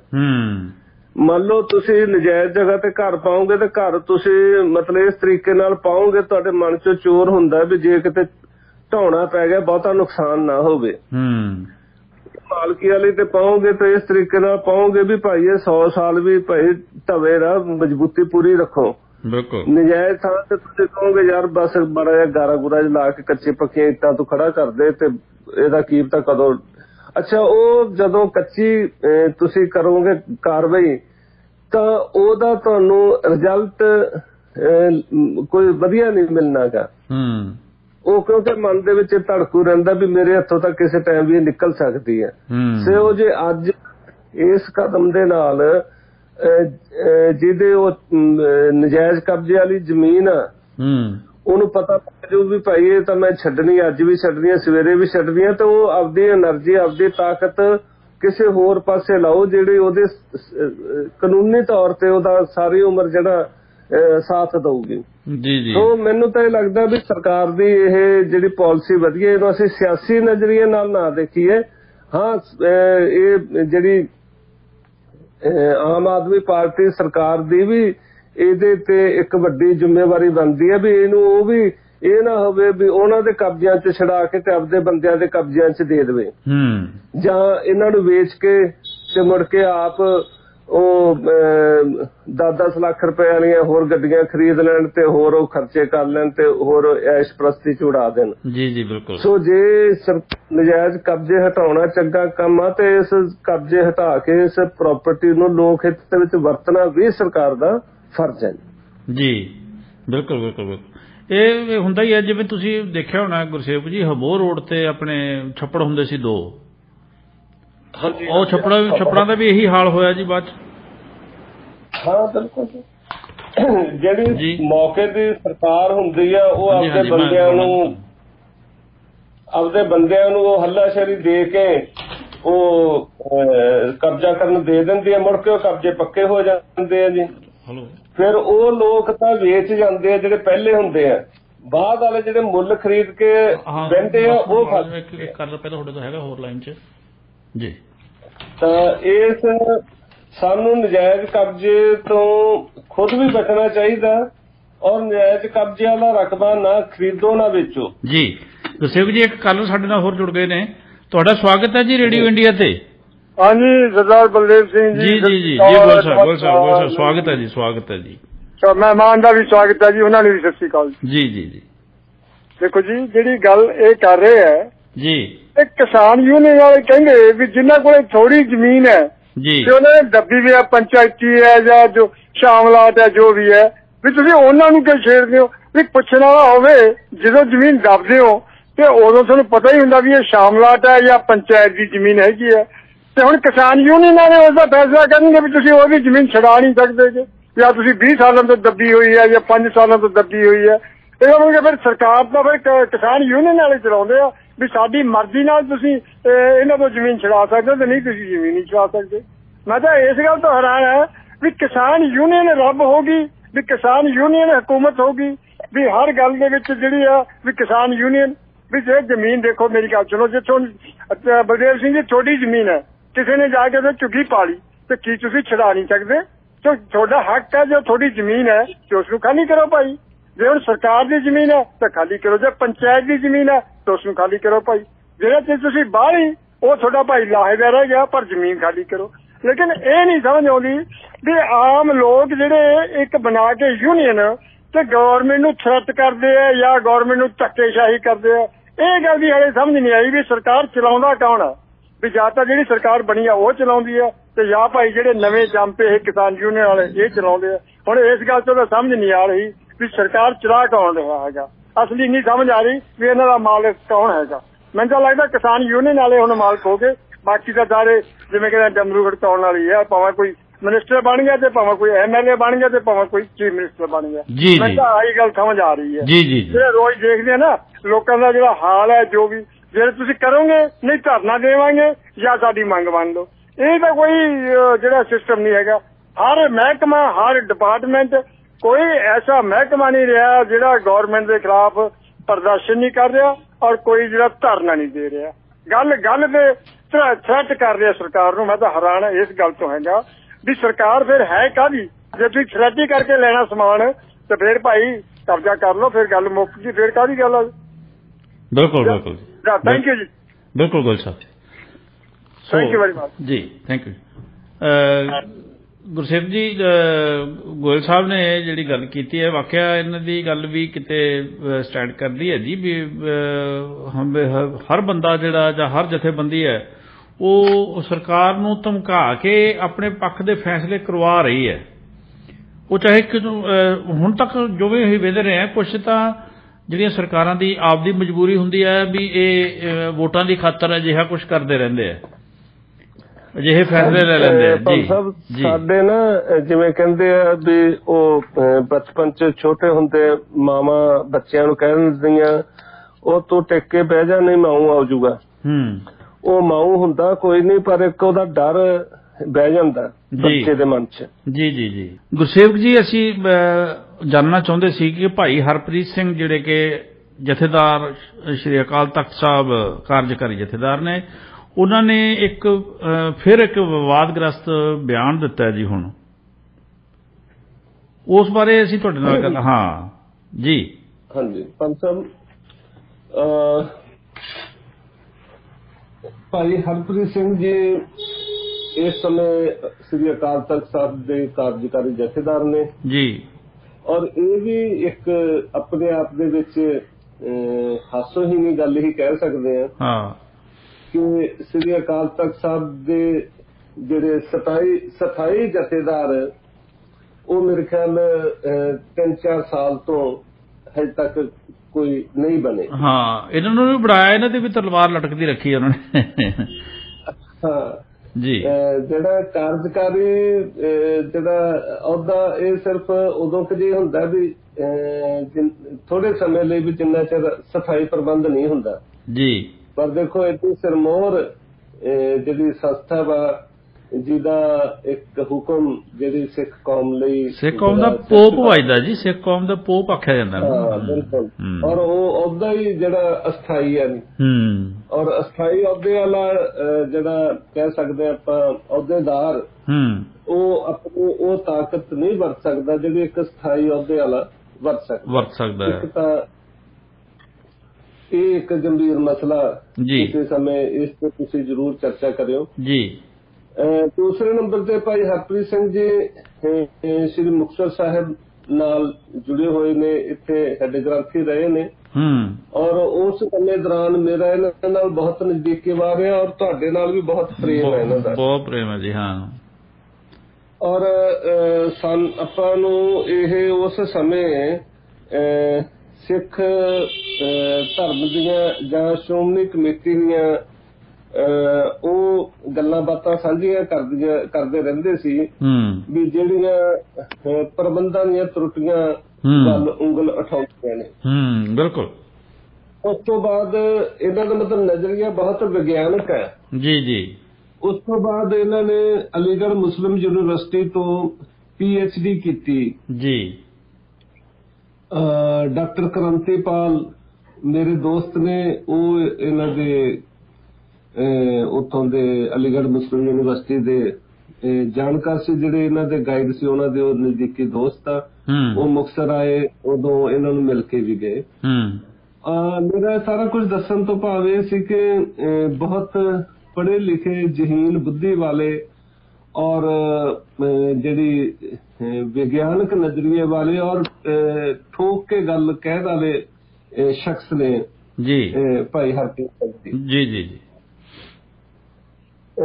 ਪਰ ਭਾਈ ਸਾਹਿਬ, ਹਾਲਾਂਕਿ ਇੱਕ ਸਿੱਖ ਦੇ ਨਾਤੇ ਸਾਡਾ ਫਰਜ਼ ਬਣਦਾ ਕਿ ਜੋ ਸ਼੍ਰੀ ਅਕਾਲ ਤਖਤ ਸਾਹਿਬ ਤੋਂ ਹੁਕਮ ਆਇਆ ਜੀ ਉਹਨੂੰ ਸਵੀਕਾਰ ਕੀਤਾ ਜਾਵੇ। ਪਰ ਕਈ ਵਾਰੀ ਇਹ ਹੁੰਦਾ ਕਿ ਉਸ ਹੁਕਮ ਨੂੰ ਅਸੀਂ ਘੋਖ ਕੇ ਜਾਂ ਕਹਿ ਲਓ ਵਿਚਾਰ ਚਰਚਾ ਕਰਕੇ ਦੇਖਦੇ ਹਾਂ ਜੀ, ਜਾਂ ਉਹ ਆਪਣੇ ਆਪ ਹੀ ਚਰਚਾ ਦਾ ਹਿੱਸਾ ਬਣ ਜਾਂਦਾ ਜੀ। ਜਿਵੇਂ ਹੁਣ ਜਥੇਦਾਰ ਸਾਹਿਬ ਨੇ ਬਿਆਨ ਜਾਰੀ ਕੀਤਾ ਜੀ ਕਿ ਹਰ ਸਿੱਖ ਨੂੰ ਆਪਣੇ ਘਰ ਵਿੱਚ ਲਾਇਸੈਂਸੀ ਹਥਿਆਰ ਰੱਖਣਾ ਚਾਹੀਦਾ ਜੀ। ਇਹ ਬਿਆਨ ਨੂੰ ਜੇ ਅਸੀਂ ਧਾਰਮਿਕ ਨਜ਼ਰੀਏ ਤੋਂ ਦੇਖੀਏ ਜੀ ਤਾਂ ਉਹਨਾਂ ਨੇ ਜਾਰੀ ਕੀਤਾ ਸਾਡੇ ਮੀਰੀ ਪੀਰੀ ਦੇ ਮਾਲਕ ਸ੍ਰੀ ਗੁਰੂ ਹਰਗੋਬਿੰਦ ਸਾਹਿਬ ਜੀ ਦੇ ਜਿਹੜਾ ਸਮਾਗਮ ਦੇ ਸੰਬੰਧ ਵਿੱਚ ਸੰਬੋਧਨ ਕਰਦੇ ਆ। ਔਰ ਹਰਗੋਬਿੰਦ ਸਾਹਿਬ ਜੀ ਦਾ ਜਿਹੜਾ ਜੀਵਨ ਫਲਸਫਾ ਉਹ ਜੁੜਿਆ ਰਿਹਾ ਮੀਰੀ ਪੀਰੀ ਨਾਲ। ਮੀਰੀ ਪੀਰੀ ਨੂੰ ਅਸੀਂ ਇਸ ਤਰੀਕੇ ਨਾਲ ਦੇਖਦੇ ਹਾਂ ਕਿ ਆਦਮੀ ਕੋਲ ਸੰਸਾਰਕ ਤਾਕਤ ਵੀ ਹੋਣੀ ਚਾਹੀਦੀ ਹੈ ਔਰ ਉਹਦੇ ਵਿੱਚ ਜਿਹੜੇ ਅਧਿਆਤਮਕ ਗੁਣ ਵੀ ਹੋਣੇ ਚਾਹੀਦੇ ਨੇ ਜੀ। ਬਿਲਕੁਲ। ਉਹ ਆਪਣੇ ਸ਼ਰਧਾਲੂਆਂ ਨੂੰ ਕਹਿੰਦੇ ਹੁੰਦੇ ਸੀ ਕਿ ਵੀ ਜਦੋਂ ਤੁਸੀਂ ਗੁਰੂ ਘਰ ਆਉਂਦੇ ਹੋ ਤਾਂ ਸ਼ਰਧਾ ਦੇ ਨਾਲ ਜਿੱਥੇ ਤੁਸੀਂ ਆਉਂਦੇ ਹੋ ਤਾਂ ਨਾਲ ਘੋੜੇ ਤੇ ਅਸਲਾ ਵੀ ਲੈ ਕੇ ਆਇਆ ਕਰੋ। ਬਿਲਕੁਲ। ਕਿਉਂਕਿ ਉਹ ਦੌਰ ਜਿਹੜਾ ਸੀਗਾ ਉਹ ਸੀ ਮੁਗਲ ਹਕੂਮਤ ਨਾਲ ਟਕਰਾਅ ਦਾ ਜੀ, ਔਰ ਉਹਦੇ ਲਈ ਸ਼ਸਤਰਧਾਰੀ ਹੋਣਾ ਜ਼ਰੂਰੀ ਸੀ। ਇਸ ਕਰਕੇ ਉਹਨਾਂ ਨੇ ਇਹ ਇੱਕ ਜਿਹੜਾ ਪਰੰਪਰਾ ਚਲਾਈ ਸੀ ਜੀ। ਔਰ ਉਸ ਗੁਰੂ ਸਾਹਿਬਾਨ ਬਾਰੇ ਸੰਬੋਧਨ ਕਰਦਿਆਂ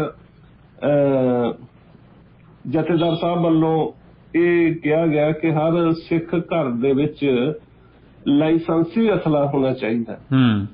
ਹੁਣ ਲਾਇਸੈਂਸੀ ਅਸਲਾ ਹੋਣ ਤੋਂ ਜਿਹੜੀ ਉਹ ਚਰਚਾ ਸ਼ੁਰੂ ਹੋ ਗਈ ਕਿਉਂਕਿ ਅਸਲਾ ਸ਼ਬਦ ਇਸ ਤਰ੍ਹਾਂ ਦਾ ਜੀ, ਅਸਲੇ ਨੂੰ ਅਸੀਂ ਦੋ ਤਰੀਕਿਆਂ ਨਾਲ ਦੇਖਦੇ ਹਾਂ ਹਥਿਆਰ ਨੂੰ, ਇੱਕ ਤਾਂ ਆਤਮ ਰੱਖਿਆ ਲਈ ਜੀ ਤੇ ਇੱਕ ਦੂਸਰੇ ਨੂੰ ਮਾਰਨ ਲਈ।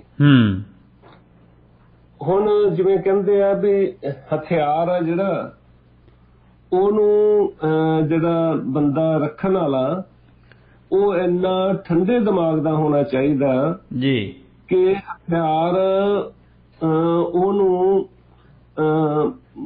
ਆਪਦੇ ਹਿਸਾਬ ਨਾਲ ਮਜਬੂਰ ਨਾ ਕਰਦੇ ਕਿ ਮੈਨੂੰ ਚਲਾ, ਬਲਕਿ ਉਹ ਦੇਖੇ ਕਿ ਮੈਂ ਹਥਿਆਰ ਨੂੰ ਕਦੋਂ ਚਲਾਉਣਾ।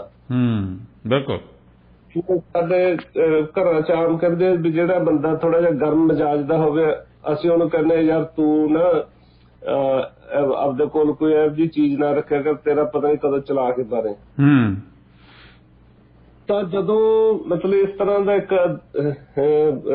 ਆਦੇਸ਼ ਆਵੇ ਕਿ ਹਰ ਕੋਲ ਅਸਲਾ ਹੋਣਾ ਚਾਹੀਦਾ, ਲੋੜ ਹੈ ਜਾਂ ਨਹੀਂ ਅਸਲਾ ਹੋਵੇ, ਇਹ ਮਤਲਬ ਗੱਲ ਜਿਹੜੀ ਆ ਉਹ ਹੁਣ ਚਰਚਾ ਦਾ ਵਿਸ਼ਾ ਬਣੀ ਹੋਈ ਹੈ। ਪਹਿਲਾਂ ਤਾਂ ਮੈਂ ਦੱਸਦਾ ਵੀ ਸਾਡੇ ਰਾਜਸੀ ਲੋਕਾਂ ਦੇ ਕੀ ਪ੍ਰਤੀਕਰਮ ਆਏ ਆ। ਸਭ ਤੋਂ ਪਹਿਲਾਂ ਤਾਂ ਕਾਂਗਰਸ ਪਾਰਟੀ ਵੱਲੋਂ ਅਮਰਿੰਦਰ ਸਿੰਘ ਰਾਜਾ ਵਿੜੰਗ ਉਹਨਾਂ ਨੇ ਤੇ ਚਿੰਤਾ ਕੀਤੀ ਹੈ ਕਿ ਇਹ ਬਹੁਤ ਮਾੜੀ ਗੱਲ ਹੈ, ਚਿੰਤਾ ਵਾਲੀ ਗੱਲ ਹੈ। ਦੂਜੇ ਨੰਬਰ ਤੇ ਸਾਡੇ ਮੁੱਖ ਮੰਤਰੀ ਭਗਵੰਤ ਮਾਨ ਜੀ, ਉਹਨਾਂ ਨੇ ਕਿਹਾ ਕਿ ਹਥਿਆਰਾਂ ਦੀ ਥਾਂ ਸਾਨੂੰ ਸ਼ਾਂਤੀ ਰੱਖਣ ਦੀ ਲੋੜ, ਸ਼ਾਂਤੀ ਨਾਲ ਸਾਨੂੰ ਦੇਸ਼ ਦਾ ਵਿਕਾਸ ਕਰਨ ਦੀ ਲੋੜ ਹੈ। ਇੱਕ ਸਾਡੇ ਹਿੰਦੂ ਨੇਤਾ ਨੇ ਵਿਜੇ ਭਾਰਦਵਾਜ, ਹੈਲੋ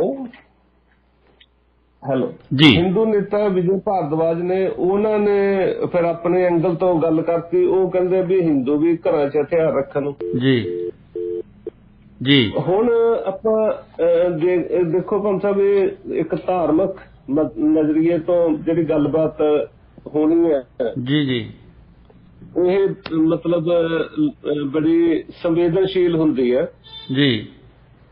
ਜੇ ਅਸੀਂ ਦੂਸਰੇ ਪਾਸੇ ਦੇਖੀਏ ਅਸਲੇ ਦੀ ਹਕੀਕਤ, ਤਾਂ 2019 ਦੇ ਵਿੱਚ ਜੀ ਇੱਕ ਨੋਟੀਫਿਕੇਸ਼ਨ ਕੇਂਦਰ ਸਰਕਾਰ ਨੇ ਜਾਰੀ ਕੀਤਾ, ਜਿਹੜਾ ਗ੍ਰਹਿ ਵਿਭਾਗ ਨੇ ਜੀ, ਵੀ ਪੰਜਾਬ ਦੇ ਵਿੱਚ ਅਸਲਾ ਇੰਨਾ ਜ਼ਿਆਦਾ ਜੀ ਕਿ ਕਿਸੇ ਸਮੇਂ ਇਹ ਜਿਹੜੀਆਂ ਸਰਕਾਰੀ ਸੁਰੱਖਿਆ ਏਜੰਸੀਆਂ ਉਹਨਾਂ ਲਈ ਵੀ ਖਤਰਾ ਬਣ ਸਕਦਾ। ਬਿਲਕੁਲ। ਇੱਕ ਕਾਲਰ ਸਾਡੇ ਨਾਲ ਜੁੜ ਗਏ ਨੇ, ਗੁਰਸੇਵਕ ਜੀ, ਅਸੀਂ ਉਹਨਾਂ ਦਾ ਸਵਾਲ ਲੈ ਲਈਏ ਜੀ। ਤੁਸੀਂ, ਤੁਹਾਡਾ ਸਵਾਗਤ ਹੈ ਜੀ ਰੇਡੀਓ ਇੰਡੀਆ ਤੇ। ਸਤਿ ਸ਼੍ਰੀ ਅਕਾਲ ਜੀ ਪੰਮ ਜੀ। ਸਤਿ ਸ਼੍ਰੀ ਅਕਾਲ ਜੀ। ਸਤਿ ਸ਼੍ਰੀ ਅਕਾਲ।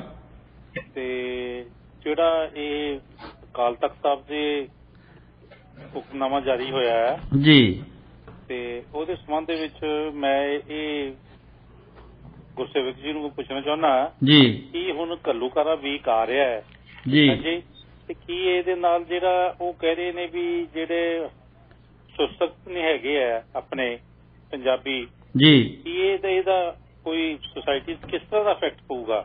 ਉਧਰੋਂ ਤਾਂ ਘੱਲੂਘਾਰਾ ਵੀ ਕਰ ਰਿਹਾ, ਉਧਰੋਂ ਸਿੱਖਾਂ ਪ੍ਰਤੀ ਵੀ। ਜੀ ਗੁਰਸੇਵਕ ਜੀ, ਕੀ ਸਵਾਲ ਸੀ ਮੇਰੇ?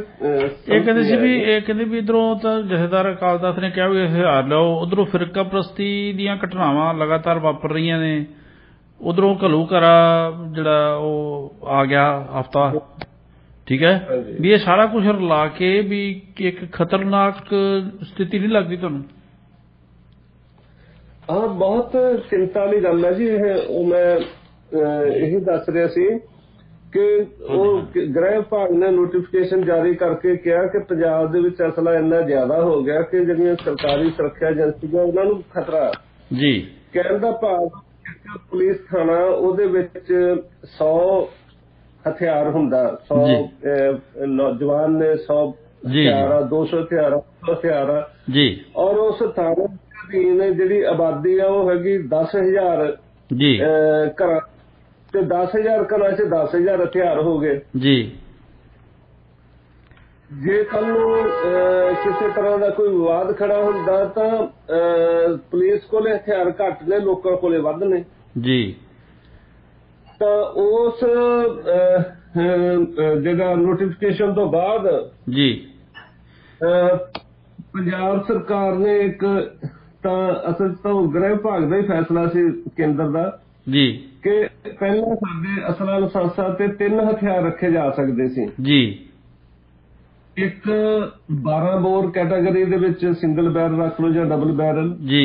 ਇੱਕ 32 ਬੋਰ ਦੇ ਵਿੱਚ ਰਿਵਾਲਵਰ, ਪਿਸਟਲ ਜੀ ਜਾਂ MP ਦਾ ਪਿਸਟਲ ਰੱਖ ਲਓ ਜੀ। ਜੀ ਹੁੰਦੀ ਸੀ ਰਾਈਫਲ ਜੀ। 3 ਕੈਟਾਗਰੀਆਂ ਹੁੰਦੀਆਂ ਸੀ, ਔਰ 3 ਹਥਿਆਰ ਬੰਦਾ ਰੱਖ ਸਕਦਾ ਸੀ, ਔਰ ਬਹੁਤੇ ਲੋਕਾਂ ਨੇ 3 ਹਥਿਆਰ ਰੱਖੇ ਹੋਏ ਨੇ ਜੀ। ਗੁਰਸੇਵਕ ਜੀ, ਇੱਕ ਗੱਲ ਫਿਰ ਸਾਡੇ ਨਾਲ ਜੁੜ ਗਏ ਨੇ ਜੀ। ਤੁਹਾਡਾ ਸਵਾਗਤ ਹੈ ਜੀ ਰੇਡੀਓ ਇੰਡੀਆ ਤੇ। ਪੰਮ ਸਾਹਿਬ ਸਤਿ ਸ੍ਰੀ ਅਕਾਲ। ਸਤਿ ਸ੍ਰੀ ਅਕਾਲ ਜੀ।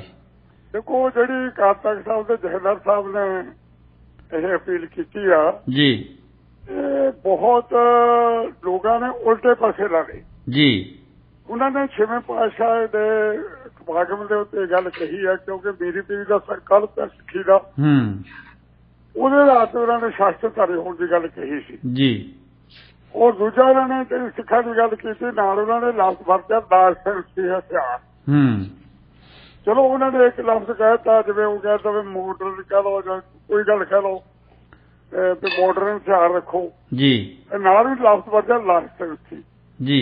ਹੁਣ ਹਥਿਆਰ ਦਾ ਭਾਵੇਂ ਸਾਹਿਬ ਬੰਦਾ ਉਹੀ ਲਊ ਜਿਸ ਹਥਿਆਰ ਦਾ ਗੌਰਮੈਂਟ ਲਾਇਸੈਂਸ ਬਣਾਉਗੀ ਜੀ, ਹੋਰ ਤਾਂ ਕੋਈ ਲੈ ਨਹੀਂ ਸਕਦੇ ਜੀ ਜੀ। ਹੁਣ ਇਸੇ ਮੈਂ ਸੁਣਦਾ ਰਿਹਾ ਦੁਪਹਿਰੇ ਵੀ ਰੇਡੀਓ ਤੇ ਗੱਲ AK-47 ਦੀਆਂ ਗੱਲਾਂ ਕਰੀ ਜਾਂਦੇ ਜੀ ਕਿ ਵੀ ਗੌਰਮੈਂਟ AK-47 ਦਾ ਲਾਇਸੈਂਸ ਬਣਾ ਕੇ ਦੇ ਦੂ ਕਿਸੇ ਜੀ ਜੀ ਕੱਲ ਨੂੰ ਮੈਂ ਤੋਪ ਦਾ ਲਾਇਸੈਂਸ ਅਪਲਾਈ ਕਰਦਾ ਮੈਨੂੰ ਗੌਰਮੈਂਟ ਬਣਾ ਦੂ ਜੀ।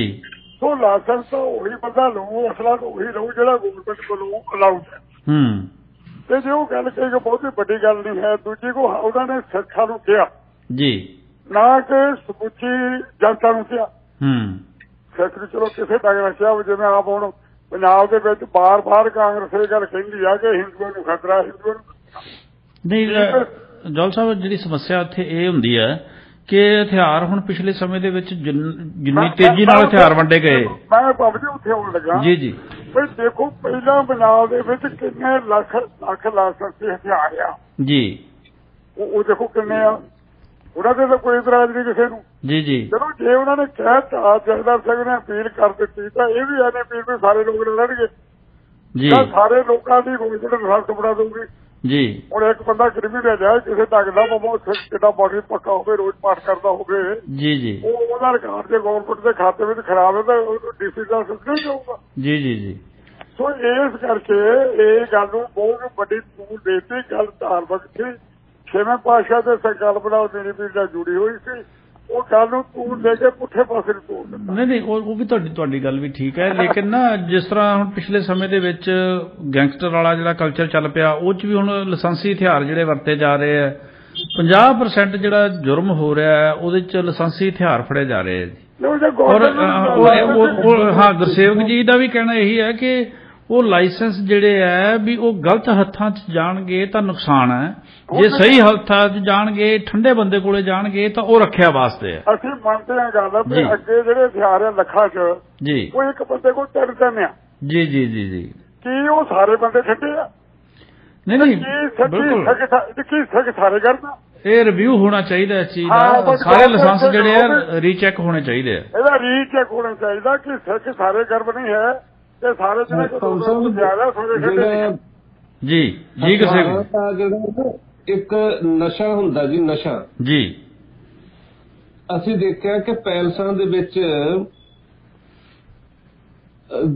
ਜਿਹੜਾ ਖੁਸ਼ੀ ਦੇ ਵਿੱਚ ਗੋਲੀ ਚਲਾਈ ਜਾਂਦੀ ਹੈ ਜੀ, ਔਰ ਹਰ ਸਾਲ ਕੋਈ 2-4 ਹਾਦਸੇ ਜਿਹੜੇ ਹੁੰਦੇ ਆ, ਹਾਲਾਂਕਿ ਉੱਥੇ ਕੋਈ ਦੁਸ਼ਮਣ ਨਹੀਂ ਹੁੰਦਾਗਾ ਜੀ, ਨਾ ਉੱਥੇ ਕੋਈ ਮੁਕਾਬਲਾ ਹੋ ਰਿਹਾ ਹੁੰਦਾ ਜੀ, ਨਾ ਹੀ ਉੱਥੇ ਕੋਈ ਅਸਲੀ ਦੀ ਲੋੜ ਹੁੰਦੀ ਹੈ ਜੀ। ਉਹ ਖਾਧੀ ਪੀਤੀ ਚ ਤੇ ਖੁਸ਼ੀ ਚ, ਜਸ਼ਨਾਂ ਚ ਹਥਿਆਰ ਉਹ ਗੋਲੀ ਚਲਾਉਂਦੇ ਆ, ਗੋਲੀ ਉਹ ਕਿਸੇ ਪਾਸੇ ਟੇਢੀ ਮੇਢੀ ਹੋ ਕੇ ਵੱਜਦੀ ਹੈ। ਪਿਛਲੇ ਸਮੇਂ ਚ ਇੱਕ ਆਰਕੈਸਟਰਾ ਕੁੜੀ ਤੇ ਸਿੱਧੀ ਗੋਲੀ ਮਾਰੀ ਸੀ, ਸਿੱਧੀ ਦਿਲਸ਼ਾਦ ਅਖਤਰ ਇਹ ਵੀ ਮਾਰਿਆ ਸੀਗਾ ਜੀ। ਉਹਨੂੰ ਤਾਂ ਸਿਰਫ ਇਹੀ ਆਖਿਆ ਸੀ ਵੀ ਗਾਣਾ ਗਾ, ਆ ਫਲਾਨਾ ਗਾਣਾ ਗਾ। ਉਹ ਕਹਿੰਦਾ ਸੀ ਵੀ ਮੈਂ ਕਿਸੇ ਦਾ ਗਾਣਾ ਨਹੀਂ ਗਾ ਸਕਦਾ, ਮੈਂ ਤਾਂ ਆਪਦੇ ਗਾਣੇ ਗਾਉਣਾ। ਮਾਰਿਆ ਵੀ ਡੀਐਸਪੀ ਨੇ, ਹਾਂ, ਉਹ ਡੀਐਸਪੀ ਨੇ ਮਾਰਿਆ ਤੇ ਉਹਨੇ ਗੋਲੀ ਮਾਰਦੀ ਨਾਲ ਦੀ। ਹਾਂ ਜੀ, ਹਥਿਆਰ ਆ ਉਹ। ਫਿਰ ਇਹ ਕਹਿੰਦਾ ਵੀ ਹੁਣ ਮੇਰੇ ਹੁਕਮ ਤੇ ਤੂੰ ਨੱਚ। ਹਾਂ, ਤੇ ਜੇ ਅਗਲੇ ਕੋਲ ਹਥਿਆਰ ਹੋਵੇ ਉਹ ਕਹਿੰਦਾ ਵੀ ਤੂੰ ਨੱਚ, ਤੇ ਬਸ ਦੋਵਾਂ ਨੇ ਇੱਕ ਦੂਜੇ ਦੇ ਮਾਰਨੀਆਂ ਗੋਲੀ। ਕਿਉਂਕਿ ਗੋਲੀ ਕਿਸੇ, ਦੇਖੋ ਜਦੋਂ ਗੁਰੂ ਸਾਹਿਬ ਨੇ ਗੱਲ ਕੀਤੀ ਉਦੋਂ ਲੋੜ ਸੀ, ਉਦੋਂ ਸਾਡੀ ਇੱਕ ਯੁੱਧ ਚੱਲ ਰਿਹਾ ਸੀਗਾ ਮੁਗਲਾਂ ਨਾਲ, ਸਾਡੀ ਸਿੱਖ ਜਿਹੜੀ ਠੀਕ ਹੈ ਕੌਮ ਦਾ ਅੱਜ ਸਿੱਖ ਕੌਮ ਦਾ, ਅੱਜ ਅਸੀਂ ਆਪਣੇ ਆਜ਼ਾਦ ਮੁਲਕ 'ਚ ਬੈਠੇ ਹਾਂ। ਅੱਜ ਸਾਡੇ ਨਜ਼ਰੀਆ ਹੋਰ ਤਰ੍ਹਾਂ ਦਾ, ਭਾਵੇਂ ਉਹਨਾਂ ਨੇ ਫਲਸਫੇ ਦੀ ਗੱਲ ਕੀਤੀ, ਪਰ ਜਦੋਂ ਇਹ ਗੱਲ ਕਹੀ ਵੀ ਹਰ ਸਿੱਖ ਘਰ ਦੇ ਵਿੱਚ ਅਸਲਾ ਲਾਇਸੈਂਸੀ ਅਸਲਾ ਹੋਣਾ ਚਾਹੀਦਾ, ਤਾਂ ਉਹਦੇ ਮਾਇਨੇ ਹੋਰ ਨੇ। ਹਾਲਾਂਕਿ ਸ਼ਸਤਰਧਾਰੀ ਹੋਣਾ ਤਾਂ ਸਾਡਾ ਬਹੁਤ ਪਵਿੱਤਰ ਬਿੰਬ ਆ। ਗੱਤਕੇਬਾਜ਼ੀ ਕਰਨੀ, ਨੇਜੇਬਾਜ਼ੀ ਕਰਨੀ, ਘੋੜਸਵਾਰੀ ਕਰਨੀ, ਠੀਕ ਹੈ ਨਾ, ਇਹ ਸਾਰਾ ਇਹ ਕਰਨਾ ਚਾਹੀਦਾ ਜੀ। ਹੁਣ ਸਾਡੇ ਅਸਲਾ ਕਿਹਦੇ ਕੋਲ? ਉਹ ਉੱਠਿਆ ਤਾਂ ਜਾਂਦਾ ਨਹੀਂ, ਸਵੇਰੇ 2 ਘੰਟੇ ਲੱਗਦੇ ਆ ਪਹਿਲਾਂ ਸਟਾਰਟ ਹੋਣ ਤੇ ਅਸਲਾ ਸਰਾਣੇ ਰੱਖਿਆ ਹੁੰਦਾ। ਨਹੀਂ ਜੀ ਨਹੀਂ, ਤੁਸੀਂ ਵੇਖੋ ਲੋਕਾਂ ਦੇ ਇੰਨਾ ਲਪੇਟ ਕੇ ਅਸਲਾ ਜਿਹੜਾ ਹੈ ਉਹ ਪੇਟੀਆਂ ਦੇ ਵਿੱਚ ਸਭ ਤੋਂ ਥੱਲੇ ਕਰਕੇ ਦਬਾ ਕੇ ਰੱਖਿਆ ਹੁੰਦਾ ਹੈ ਵੀ ਜੇ ਲੋੜ ਪੈ ਜਾਏ ਤਾਂ ਉਹਨੇ ਨਿਕਲਣਾ ਹੀ ਨਹੀਂ ਹੈ। ਨਿਕਲਦਾ ਹੀ ਨਹੀਂ ਹੋ ਜਾਂਦੇ ਜੀ। ਹਾਂ, ਸਾਡੇ ਕੋਲ ਬੰਦੇ ਹੁੰਦੇ ਆ, ਸਾਲ ਮਿਆਦ ਟੱਪੀ ਹੁੰਦੀ ਆ, ਯਾਰ ਮਿਆਦ ਕਿਵੇਂ ਟੱਪ ਗਈ? ਉਹ ਕਹਿੰਦਾ ਯਾਰ ਕਦੇ ਦੇਖੇ ਨਹੀਂ, ਅੱਜ ਯਾਦ ਆਇਆ ਤਾਂ ਦੇਖਿਆ ਤਾਂ ਮਿਆਦ ਟੱਪ ਗਈ ਜੀ ਜੀ। ਦੂਜੇ ਨੰਬਰ ਤੇ ਮੈਂ ਜੀ ਹਾਂਜੀ ਗ੍ਰਹਿ ਵਿਭਾਗ ਦੀ ਜੀ ਜੌਲ ਸਾਹਿਬ, ਸਭ ਦੇਖੋ ਹੁਣ ਨਵੀਂ ਸਰਕਾਰ ਆਈ ਆ, ਬੜੀ ਵਧੀਆ ਹੈਗੀ ਸਰਕਾਰ, ਅਸੀਂ ਮੰਨਦੇ ਇਸ ਗੱਲ ਨੂੰ। ਜੀ ਨਵੇਂ ਤਰੀਕੇ ਨਾਲ ਕੰਮ ਕਰੂਗੀ। ਕਿਉਂ ਇਹ ਸਾਰੀ ਸ਼ਾਨ ਅਸੀਂ ਉਹਨੂੰ ਬੇਨਤੀ ਕਰਦੇ ਹਾਂ ਵੀ ਆਪਾਂ ਕਹੀ ਜਾਈਏ ਵੀ ਏਦਾਂ ਦੇ ਲੋਕਾਂ ਕੋਲ ਏਦਾਂ ਨੂੰ ਕਿਉਂ ਨਹੀਂ ਇਸ ਦੀ ਸਰਕਾਰ ਛਾਣਬੀਣ ਕਰਦੀ। ਬਿਲਕੁਲ ਬਿਲਕੁਲ ਸਰਕਾਰ ਨੂੰ ਛਾਣਬੀਣ ਕਰਨੀ ਚਾਹੀਦੀ, ਸਾਰੀ ਛਾਣਬੀਨ ਹੋਣੀ ਚਾਹੀਦੀ ਹੈ ਜੀ। ਜਥੇਦਾਰ ਸਾਹਿਬ ਨਾ ਜੌਲ ਸਾਹਿਬ ਜਥੇਦਾਰ ਸਾਹਿਬ ਸਾਡੇ ਦੋਨਾਂ ਦੇ ਮਿੱਤਰ ਨੇ ਬੜੇ। ਭਾਈ ਭਾਈ ਹਰਪ੍ਰੀਤ ਸਿੰਘ ਸਾਡੇ ਨਾਲ ਬਹੁਤ ਜ਼ਿਆਦਾ ਨੇੜਤਾ ਉਹਨਾਂ ਦੀ, ਪਰ ਅਸੀਂ ਗੱਲ ਉਹਨਾਂ ਦੀ ਨੇੜਤਾ ਦੀ ਨਹੀਂ ਕਰ ਰਹੇ, ਅਸੀਂ ਗੱਲ ਅਸੂਲ ਦੀ ਕਰ ਰਹੇ ਹਾਂ ਵੀ ਯਾਰ ਇਸ ਵੇਲੇ ਆਹ ਚੀਜ਼ ਜਿਹੜੀ ਗਲਤ ਹੈ, ਇਸ ਵੇਲੇ ਆਹ ਗਲਤ ਠੀਕ ਨਹੀਂ ਲੱਗਦੀ ਜਾਂ ਜੀ ਸਾਹਿਬ ਜਥੇਦਾਰ ਦੀ ਗੱਲ ਨੂੰ ਗਲਤ ਮੈਨੇ ਕੱਢਣ ਦੀ ਬਜਾਏ ਜਿਹੜੇ ਕੰਮ ਪਹਿਲਾਂ ਗਲਤ ਹੋ ਚੁੱਕੇ ਉਹਨਾਂ ਨੂੰ ਸਹੀ ਕਰਨ ਦੀ ਕੋਸ਼ਿਸ਼ ਕਰੋ। ਨਹੀਂ ਜਥੇਦਾਰ ਨੂੰ ਚਾਹੀਦਾ ਜੀ ਫਿਰ ਉਹ ਸਹੀ ਤਰੀਕੇ ਨਾਲ ਬਿਆਨ ਸੋਧ ਵੀ ਕਰ ਸਕਦੇ ਆ, ਉਹ ਕਰ ਦੇਣੀ ਚਾਹੀਦੀ ਉਹਨਾਂ ਨੂੰ ਵੀ ਮੇਰਾ ਕਹਿਣ ਦਾ ਨਜ਼ਰੀਆ ਆ ਹੈਗਾ ਤੇ ਆ ਹੋਣਾ ਚਾਹੀਦਾ। ਪਿਛਲੇ ਸਮੇਂ ਦੇ ਵਿੱਚ ਜਿਹੜਾ ਹਥਿਆਰ ਕਲਚਰ ਇੰਨਾ ਹਾਵੀ ਹੋ ਗਿਆ ਸੀ ਸਾਡੇ ਗਾਇਕਾਂ ਤੇ ਸਾਡੀਆਂ ਫਿਲਮਾਂ ਦੇ ਵਿੱਚ ਕਿ ਲੋਕਾਂ ਨੇ ਮਤਲਬ ਨੌਜਵਾਨਾਂ ਨੇ ਹਥਿਆਰਾਂ ਨੂੰ ਆਪਦਾ ਨਾ ਇੱਕ ਕਹਿ ਲਓ ਤੁਸੀਂ ਰੋਲ ਮਾਡਲ ਬਣਾ ਲਿਆ ਸੀ। ਜੀ ਜੀ ਜੀ ਬਿਲਕੁਲ। ਤੁਸੀਂ ਦੱਸੋ ਵੀ ਜੌਲ ਸਾਹਿਬ ਦੱਸਣ ਵੀ ਜੇ ਇਹਨਾਂ ਦਾ ਪੁੱਤ ਗਲ ਦੇ ਵਿੱਚ ਰਿਵਾਲਵਰ ਵਾਲਾ ਪਟਾ ਪਾ ਕੇ ਹੱਥ 'ਚ 12 ਬੋਰ ਦੀ ਬੰਦੂਕ ਫੜ ਕੇ ਤੇ ਜਿਹੜੀ ਲੰਡੀ ਜੀਪ ਤੇ ਚੜ ਕੇ ਸ਼ਹਿਰ 'ਚ ਗੇੜਾ ਦਵੇ, ਇਹਨਾਂ ਦਾ ਕਿੰਨਾ ਕੁ ਸੀਨਾ ਚੌੜਾ ਹੋਊਗਾ ਵੀ ਮੇਰਾ ਪੁੱਤ ਬੜਾ ਬਹਾਦਰ ਹੈ ਜੀ। ਇਹ ਜੌਲ ਸਾਹਿਬ ਦੱਸ ਦੇਣ। ਤੁਹਾਡੇ ਮਾਲਵੇ 'ਚ ਇਹ ਕੰਮ ਹੁੰਦਾ, ਸਾਡੇ ਦੋ ਦਿਨਾਂ 'ਚ ਨਹੀਂ ਹੈ। ਤੁਸੀਂ ਆਪਣੇ ਲੋਕਾਂ ਨੂੰ ਪੁੱਛੋ ਆਪਣੇ, ਕਿਉਂਕਿ ਅਸੀਂ ਇਹ ਚਾਹੁੰਦੇ ਹਾਂ ਵੀ ਇਹ ਗੱਲ ਤਾਂ ਸਹੀ ਆ ਪਰ ਇਹ ਗੱਲ ਮੈਂ ਨਾ ਕਰਾਂ ਦੂਜੇ ਕਰਨ। ਜੌਲ ਸਾਹਿਬ ਦੱਸਣ ਵੀ ਤੁਸੀਂ ਅਸਲਾ ਲਾਇਸੈਂਸ ਬਣਾ ਕੇ ਦਿਓਗੇ ਆਪਦੇ ਪੁੱਤ ਨੂੰ? ਜੇ ਇਹ ਟੀਸੀ ਨੇ ਬਣਾਉਣਾ, ਅਸੀਂ ਨਹੀਂ ਬਣਾਉਣਾ, ਟੀਸੀ ਨੇ ਬਣਾਉਣਾ, ਇਹ ਖਾਣ ਦੇ ਟੀਸੀ ਨੇ ਕਰਨਾ। ਤੁਸੀਂ ਅਪਲਾਈ ਕਰੋਗੇ ਜੀ, ਅਪਲਾਈ ਕਰੋਗੇ ਤੁਸੀਂ ਅਸਲਾ ਲਾਇਸੈਂਸ ਆਪਦੇ ਪੁੱਤ ਦੇ ਨਾਂ ਤੇ, ਆਪਦੀ ਪਤਨੀ ਦੇ ਨਾਂ ਤੇ? ਜਿਹੜਾ ਸਾਡੇ ਕੋਲ ਹੈਗੇ ਅਸਲੇ, ਜਿਹੜਾ ਬੰਦਾ ਅਪਲਾਈ ਕਰਦਾ ਉਹਨੂੰ ਪਹਿਲਾਂ ਪੁਲਿਸ ਵਾਲੇ ਰਿਕਮੈਂਡ ਕਰਦੇ ਆ, ਫਿਰ ਐਸਐਸਪੀ ਕਰਦਾ, ਫਿਰ ਜਾ ਕੇ ਟੀਸੀ ਲਾਇਸੈਂਸ ਦਿੰਦਾ। ਨਹੀਂ ਚਲੋ ਸਾਡਾ ਜੌਲ ਸਾਹਿਬ ਸਾਡਾ ਮਕਸਦ ਹੈ ਵੀ ਅਸੀਂ ਸਿਰਫ ਤਰਕ ਨਾਲ ਗੱਲ ਕਰੀਏ ਵੀ ਹਾਂ ਵੀ ਇਹ ਚਾਹ ਹੋਣਾ ਚਾਹੀਦਾ ਜੀ। ਉਸ ਵੇਲੇ ਗੱਲ ਨੂੰ ਉਲਟਾ ਕੀਤਾ ਜਾਂਦਾ, ਸਾਰੇ ਹਿੰਦੂ ਹਥਿਆਰ ਹੈਗੇ ਕੀ ਉਹ ਸਾਰੇ ਕੂੜ ਮੰਨਦੇ ਆ। ਜੀ ਜੀ ਜੀ ਅੱਜ ਦੇ ਬਾਅਦ ਜਿਹੜੇ ਸ਼ਿਵ ਸੈਨਾ ਵਾਲੇ ਆ, ਤੁਸੀਂ ਭਾਈ ਸਾਹਿਬ ਇਹ ਦੇਖੋ ਵੀ ਪਹਿਲਾਂ ਅਸੀਂ ਅਸਲੇ ਤੇ 3 ਲਾਇਸੈਂਸ ਰੱਖ ਸਕਦੇ ਸੀਗੇ, 3 ਅਸਲੇ ਰੱਖ ਸਕਦੇ ਸੀ 1 ਲਾਇਸੈਂਸ ਤੇ। ਜੀ ਜੀ ਜੀ ਹੁਣ ਉਹ ਸਾਡੇ ਹਾਲਾਤਾਂ ਨੇ ਸਾਨੂੰ ਸਰਕਾਰ ਨੂੰ ਮਤਲਬ ਮਜਬੂਰ ਕਰਤਾ ਕਿ ਹੁਣ ਅਸੀਂ 2 ਅਸਲੇ ਤੋਂ ਵੱਧ ਨਹੀਂ ਰੱਖ ਸਕਦੇ। ਇੱਕੋ ਹੀ ਚਾਹੀਦਾ ਜੀ ਜੀ। ਉਸ ਤੋਂ ਬਾਅਦ ਹੋ ਸਕਦਾ 1 ਅਸਲੇ ਦੀ ਆ ਜੇ, ਠੀਕ ਹੈ ਨਾ। ਅਸਲਾ ਲੋੜ ਜਿਹਨੂੰ ਲੋੜ ਆ, ਹੁਣ ਮੈਨੂੰ ਕੋਈ ਲੋੜ ਨਹੀਂ ਗੀ, ਮੈਨੂੰ ਕੀ ਤੋਂ ਖਤਰਾ ਜੀ। ਹੋਰ ਸੁਣੋ ਗੁਰਸੇਵਕ ਜੀ, 2 ਖਬਰਾਂ ਅਸੀਂ ਤੁਹਾਡੇ ਤੋਂ ਹੋਰ ਲੈਣੀ ਚਾਹੁੰਦੇ ਸੀਗੇ। ਇੱਕ ਤਾਂ ਡਾਕਟਰ ਬਲਵੀਰ ਸਿੰਘ ਹੈ ਆਮ ਆਦਮੀ ਪਾਰਟੀ ਦਾ, ਉਹਨੂੰ ਕੋਈ ਸਜ਼ਾ ਹੋਈ ਹੈ ਜੀ ਕੋਈ ਇਸ ਝਗੜੇ ਦੇ ਸੰਬੰਧ ਚ, ਉਹਦੇ ਬਾਰੇ ਉਹ ਕੀ ਹੈ ਜੀ, ਮਸਲਾ ਕੀ ਹੈ? ਪੰਮ ਸਾਹਿਬ ਡਾਕਟਰ ਬਲਬੀਰ ਸਿੰਘ ਪਟਿਆਲਾ ਜੀ, ਪਟਿਆਲਾ ਦਿਹਾਤੀ ਤੋਂ ਜੀ MLA ਨੇ ਜੀ, ਔਰ ਇਹਨਾਂ ਦੇ ਖਿਲਾਫ ਕਰੀਬ 11 ਸਾਲ ਪਹਿਲਾਂ ਜੀ ਇੱਕ ਮੁਕੱਦਮਾ ਦਰਜ ਹੋਇਆ ਸੀ ਜੀ ਜੀ। ਇਹਨਾਂ ਦੇ ਇੱਧਰ ਰੋਪੜ ਜ਼ਿਲ੍ਹੇ ਦੇ ਵਿੱਚ ਕਿਤੇ ਜ਼ਮੀਨ ਜੀ, ਉੱਥੇ ਪਾਣੀ ਦੇ ਝਗੜੇ ਨੂੰ ਲੈ ਕੇ ਜਿਹੜਾ ਮੁਕੱਦਮਾ ਦਰਜ ਹੋਇਆ ਸੀ ਜੀ ਜੀ, ਔਰ ਉਹ 11 ਸਾਲ ਤੋਂ ਚੱਲ ਰਿਹਾ ਜੀ।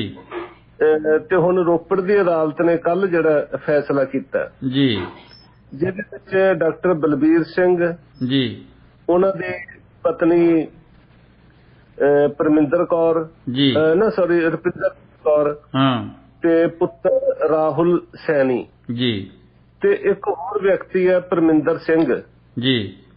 ਇਹਨਾਂ ਚਾਰਾਂ ਨੂੰ 3-3 ਸਾਲ ਕੈਦ ਦੀ ਸਜ਼ਾ ਦਿੱਤੀ ਹੈ ਤੇ 16,000 ਰੁਪਏ ਜੁਰਮਾਨਾ ਕੀਤਾ ਜੀ। ਹਾਲ ਦੀ ਘੜੀ ਇਹ 50-50 ਹਜ਼ਾਰ ਦੇ ਨਿੱਜੀ ਬੌਂਡ ਭਰ ਕੇ ਜ਼ਮਾਨਤ ਤੇ ਹੈ ਜੀ। ਇਹਦੇ ਚ ਸਵਾਲ ਹੁਣ ਇਹ ਨਿਕਲਦਾ ਕਿ ਇਹਨਾਂ ਦੀ ਜਿਹੜੀ MLA-ਸ਼ਿਪ ਆ ਜੀ, ਉਸ ਦਾ ਬਣੂਗਾ, ਕਿਉਂਕਿ ਜਦੋਂ ਕੋਈ ਬੰਦਾ ਸਜ਼ਾ ਯਾਫਤਾ ਹੋ ਜਾਂਦਾ ਜੀ ਤਾਂ ਉਹ ਕਰ ਨਹੀਂ ਰਹਿ ਸਕਦਾਗਾ ਜੀ।